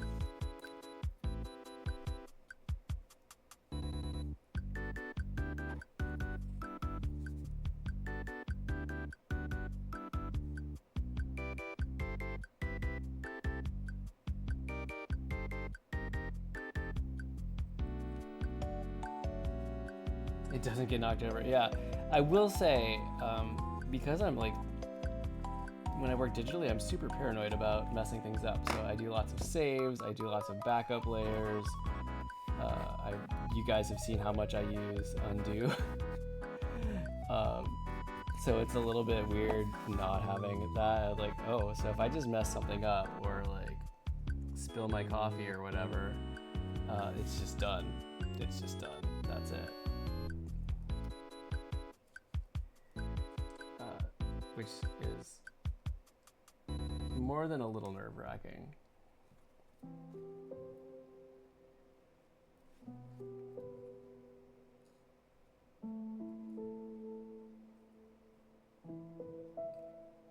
Oh, so close. It'll be easier when I can glue things down one by one and they'll stay put. But this is, I feel really good about this flower. Did it take me a really long time? Yes. But I think it's totally worth it. Just gonna put all these pieces here. Is that a wise thing to do? I probably, maybe, technically. All right. I was gonna do 2 more of these because I am a glutton for punishment.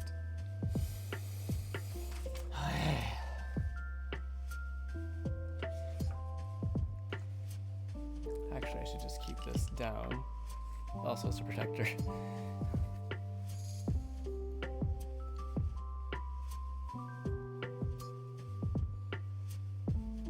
So this one will be a little bit smaller.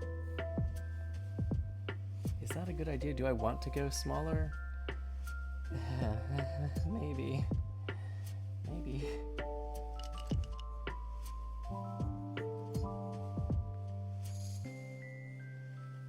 Everything goes quicker the second time you do it, right?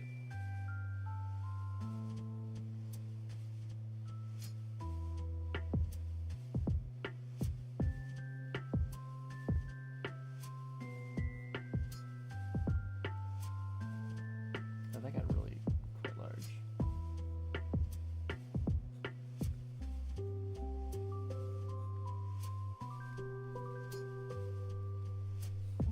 Something like that.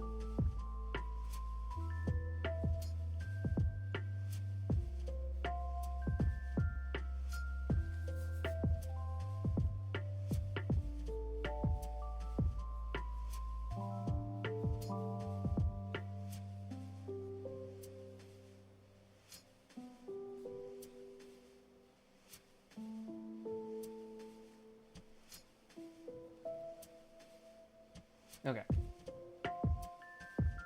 Alright, so that is again going to be front leaf.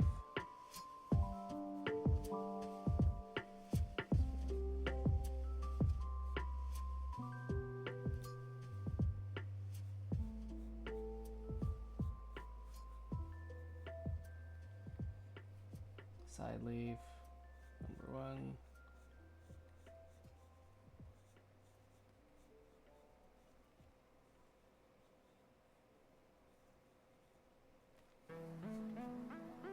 Side leaf number 2.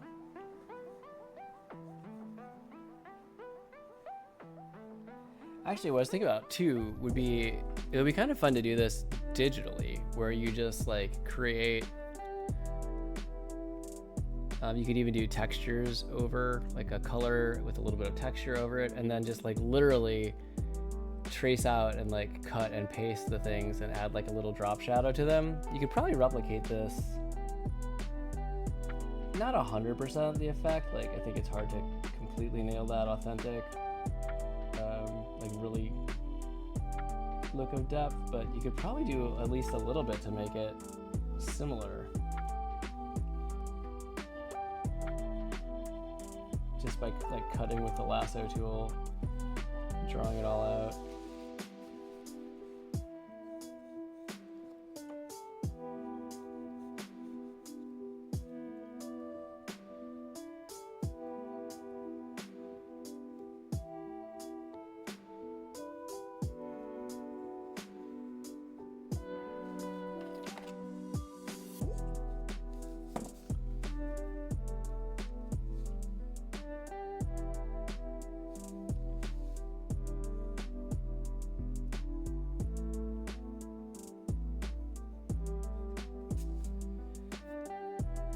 So then I'll have to wait till I cut this so I can trace it, and then I can do all that.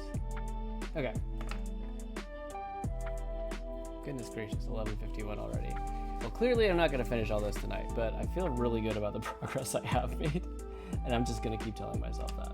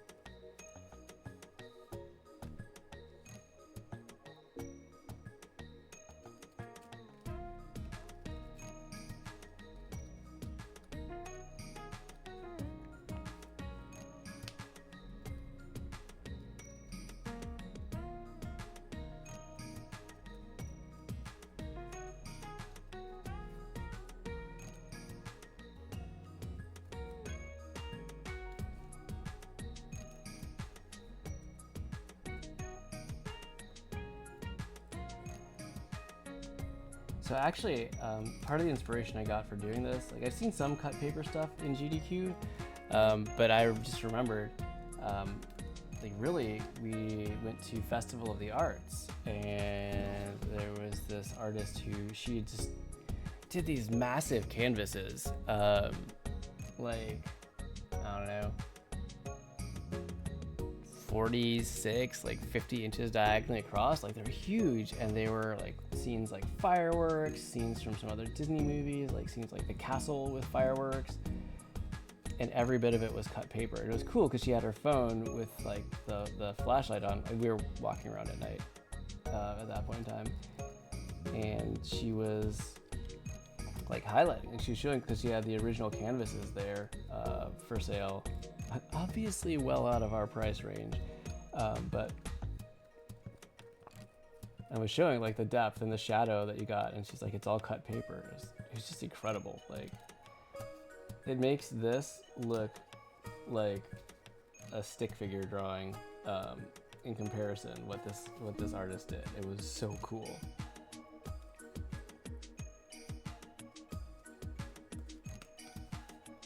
And I guess that got the idea planted in my head that maybe, just maybe, I could use that same idea for something.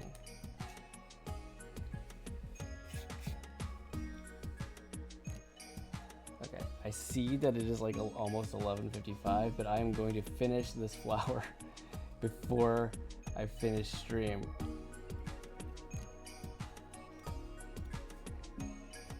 For no other reason than I am stubborn.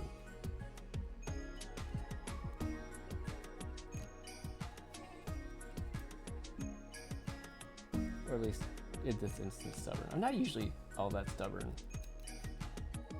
I always tell Ashley and the kids, like, I have a secret stubborn. Like, it's I'm usually very like go with the flow, easygoing, but certain things will just absolutely trigger the secret stubborn to come out. I can't even think of the last thing that did it, but well, I guess this.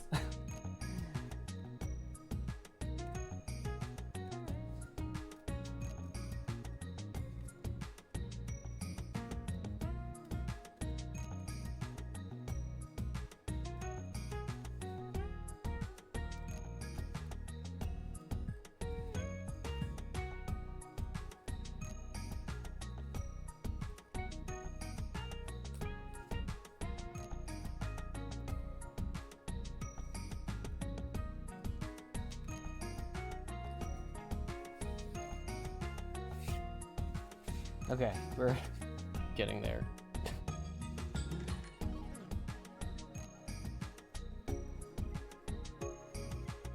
I will say this part definitely requires a lot more concentration than usually my digital stuff.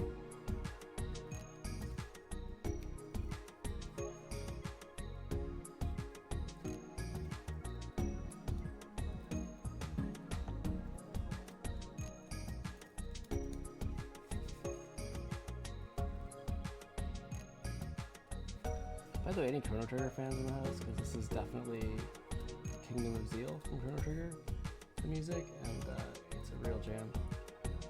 Aren't they celebrating like their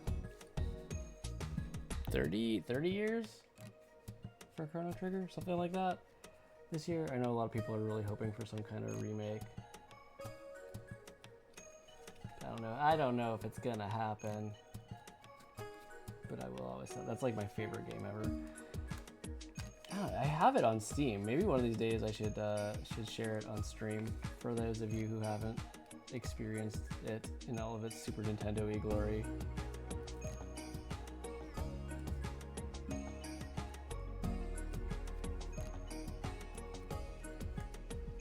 Although really what would be better is if I actually played through it once first and started it on New Game Plus so we could zip through and just enjoy the story instead of, me leveling.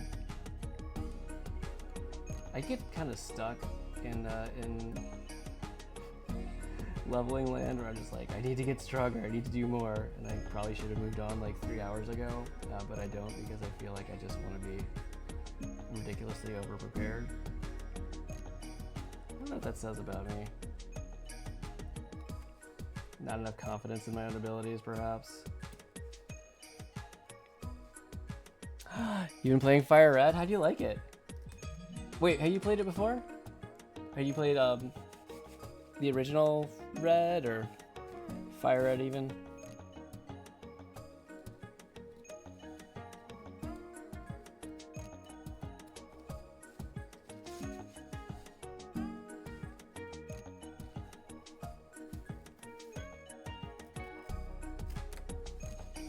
You played Yellow, okay.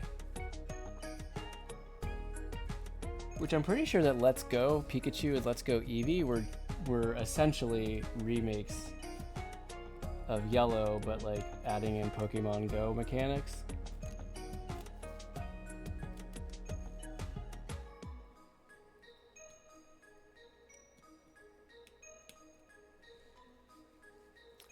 Oh, you did Let's Go Pikachu? Nice. I wanted to do those, but it was one of those things where, you know, you can only play so many games. We don't give the kids unlimited screen and video game time, so we also can't just chase every game for them.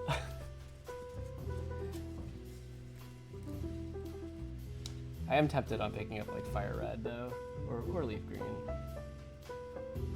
I had both for Game Boy Advance.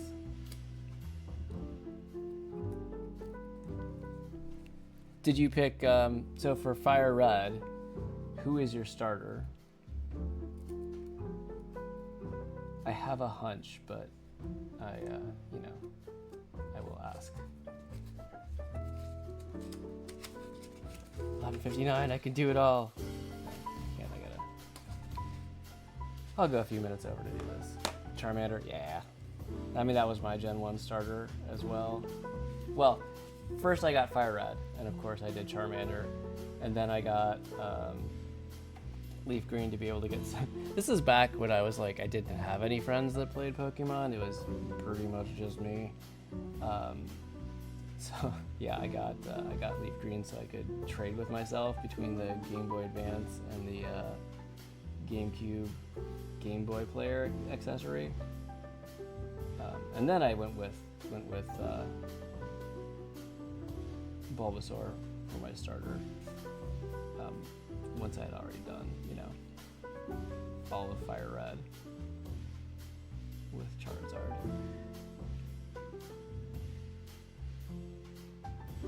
Currently a Charmeleon. Nice.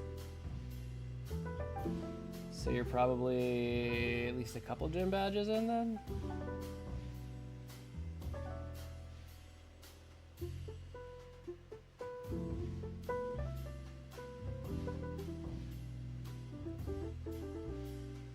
Hey Chirpy, how's it going? Good to see you.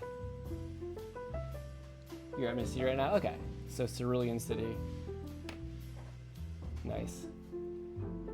Leveling Pikachu up. Yeah.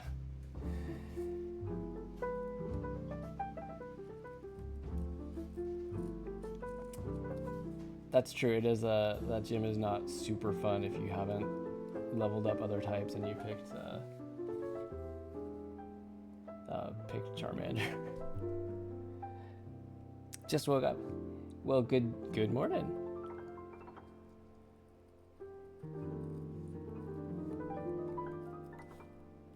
I hope you're having a pleasant wake up so far.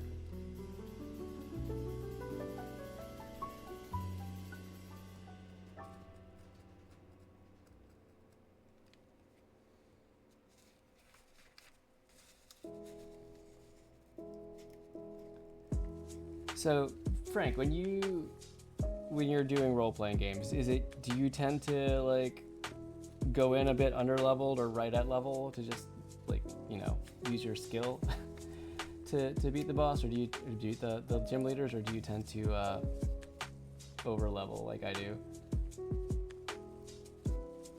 How much longer am I gonna stream for? I was gonna wrap it up pretty soon. Usually I wrap up 2 minutes ago. But I am trying to at least finish this flower. I'm doing a cut paper piece, and yeah, it turns out daffodils are jerks because they take a long time to cut all the pieces of. You try over leveling. Yeah, that's true. I forgot. What was that? Was that only X that they added the XP share in? I mean, they had the what was the item that they had that was you could only give one Pokemon the item to share experience? What is the name of that item? Oh man.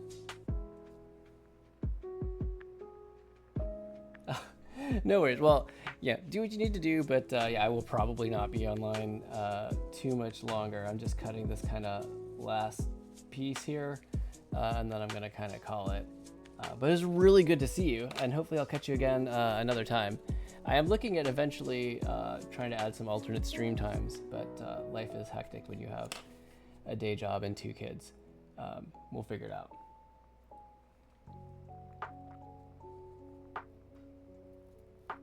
But yeah, I hope you have a really pleasant morning and a great day. And yeah, I'm just super glad you came by again.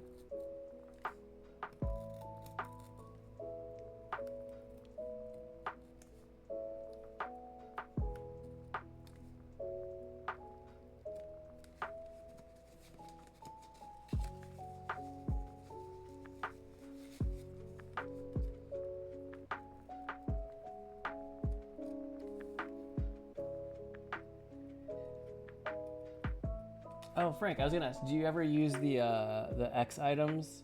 Do you use those a lot in gym battles and stuff? Because I always I'd pick them up along the way in the game, but I never thought to use them. Sounds good. Yeah, thank you so much for stopping by.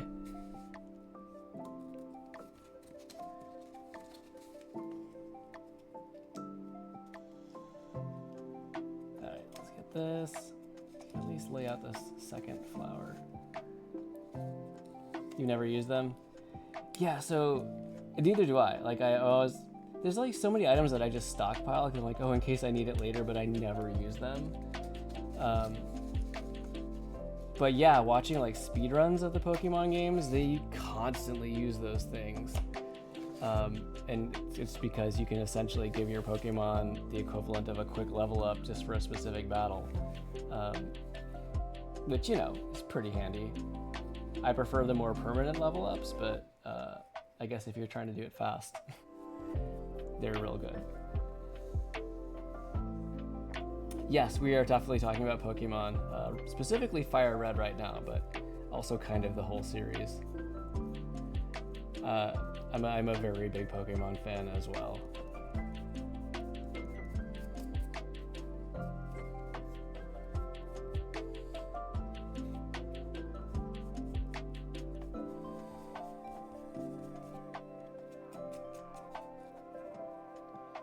Oh, Frank, what did you think of? Well, and Chirpy too, if you have thoughts on it. Did you see the announcement for Pokemon Champions?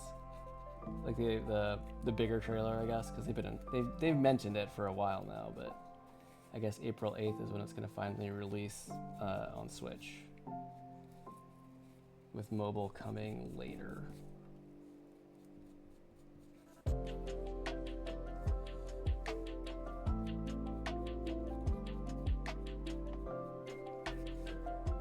Okay, let's just assemble this real quick. I know we're at 12:06, but I want to see how this looks all put together.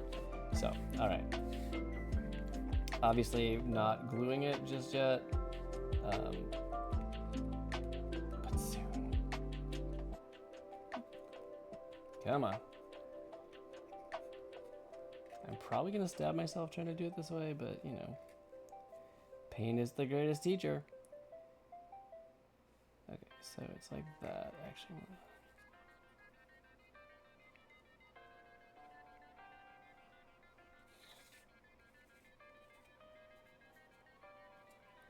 So I'm doing a cut paper illustration. This is for, I do the short form comics for this digital magazine called CoreToons that we make with some other comic friends. So I'm actually, it's a little disheveled right now because it's not glued down, but I've been working on this illustration. It's all, cut pieces of paper that I'll be gluing down. So I'm doing a daffodil right now that is part of this illustration that I have planned out.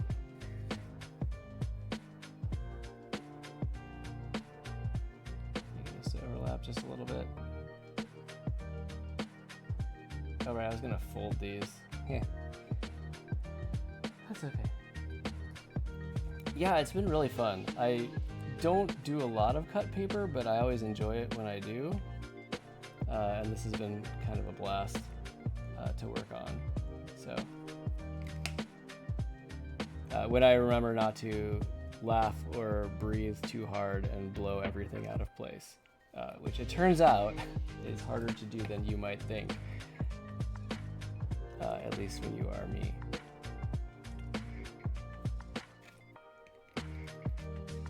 So there's that. Maybe we'll go over top like that. And last piece. Yeah. Hey, that's pretty cool. Honestly, I don't know if you guys can see the shadows on it like I can from here, but I am pretty happy with how that came out. And I'll probably fold them like I did these guys on the other flower, so they're like they have their own little bit of depth to them, and I think that'll help. And then I won't glue the entire thing down, just kind of like maybe the middle part. All right, see you later, Chirpy. Have a good one. Okay. All right. You know what? I'm gonna put the cap on before I cut myself. And I'm gonna go ahead and move this over, and so I can put it together soon. Yeah, this is fun. This is good times. At least my definition of good times, apparently. All right, so we're a little disheveled here. But here's where we got to, and honestly, it's not bad. I finished Felix. I've got the grass blades in there. I've got 2 of my 3 daffodils, and I was gonna do a couple of big daisies, a couple of some shamrocks, some big ones in the front, some smaller ones in the back, and also probably some little non-detailed flowers that'll just be flat in a few places. But I think this daffodil and these 2 daisies will be the biggest effort left. And clouds, of course, I gotta do clouds. But we're almost there. Almost all the hard stuff is done. Yeah, and I'll cut everything, and then I'll be able to start pasting it down. And I'm gonna have to finish it this weekend anyway. So I'm gonna finish it this weekend, yay! Okay.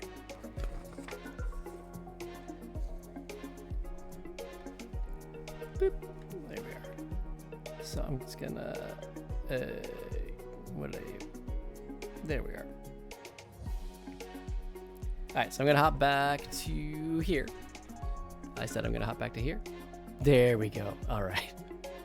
Sometimes you click, but you don't click. Anyway, that's it for tonight. Yeah, I'm happy with the progress. This is pretty fun. I do enjoy doing this and switching it up. Because we hope to have this actually released, this issue of the digital magazine out like next Wednesday. I'm not going to be working on this again on stream next week. I'll probably be going back to the Dungeons and Dragons group because the comic will be done. It'll have to be done for CoreToons, and I will also have to have this done. So it'll all be finished, so we can get that out Wednesday or a little bit later if we need to. We're not super tied to it, but the goal right now is Wednesday. And I'd like to be done and be able to move on to move back to the D&D thing, because I need to finish that before our next session, whenever that will be. But yeah, that's where we're at. So I'm real happy with this. Thank you everybody for joining. Thanks, Frank, as always. I appreciate having you around, and good luck with the job search. It sucks that everything went down the way it did, but I'm happy that you don't have to deal with that toxicity anymore. Yeah. And thanks everybody else who's tuned in. Thanks, Fallen and Chris. I appreciate having you guys here. Anybody else that's been watching, hey, I'm just happy to have you here. This is a lurk positive environment. And likewise, if you're watching this, the VOD on Twitch or on YouTube, hey, just thanks for stopping by. I really appreciate it. And if you want to leave a like or a comment or follow or subscribe or any of those things, that's another way to support me. But I appreciate just you watching if that's what you feel like doing. Yeah, I think that's about everything. So hold up. There we go. So I will be back for sure next Thursday, because Thursdays at 10 p.m. Eastern is my usual stream time. Likewise, if you enjoyed this, you can check out more of my and Ashley's work on our socials. Instagram is not super active right now, but you can find my portfolio and more of the stuff that we do over at our website, wagworksga.com. And likewise, YouTube has literally all of my streams, the recordings of each and every one of them. So you can always catch up on stuff there, or if it's within like the last 6 weeks, you can catch streams here on Twitch in my past broadcast section. I can't forget to plug Frankstagram. You should go check out Frank's comics. He also does excellent comics over at Loosey Goosey Comic on Instagram. And also you should follow him.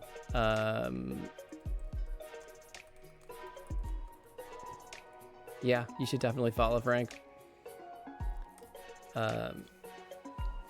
Because he's fun to watch. He streams games and art. A double threat at least. Yeah, I think that's everything, guys. This was fun. I hope you guys had a good time too. And yeah, I will see you all next time. Have a good night. Have a good week. And see you later. Bye.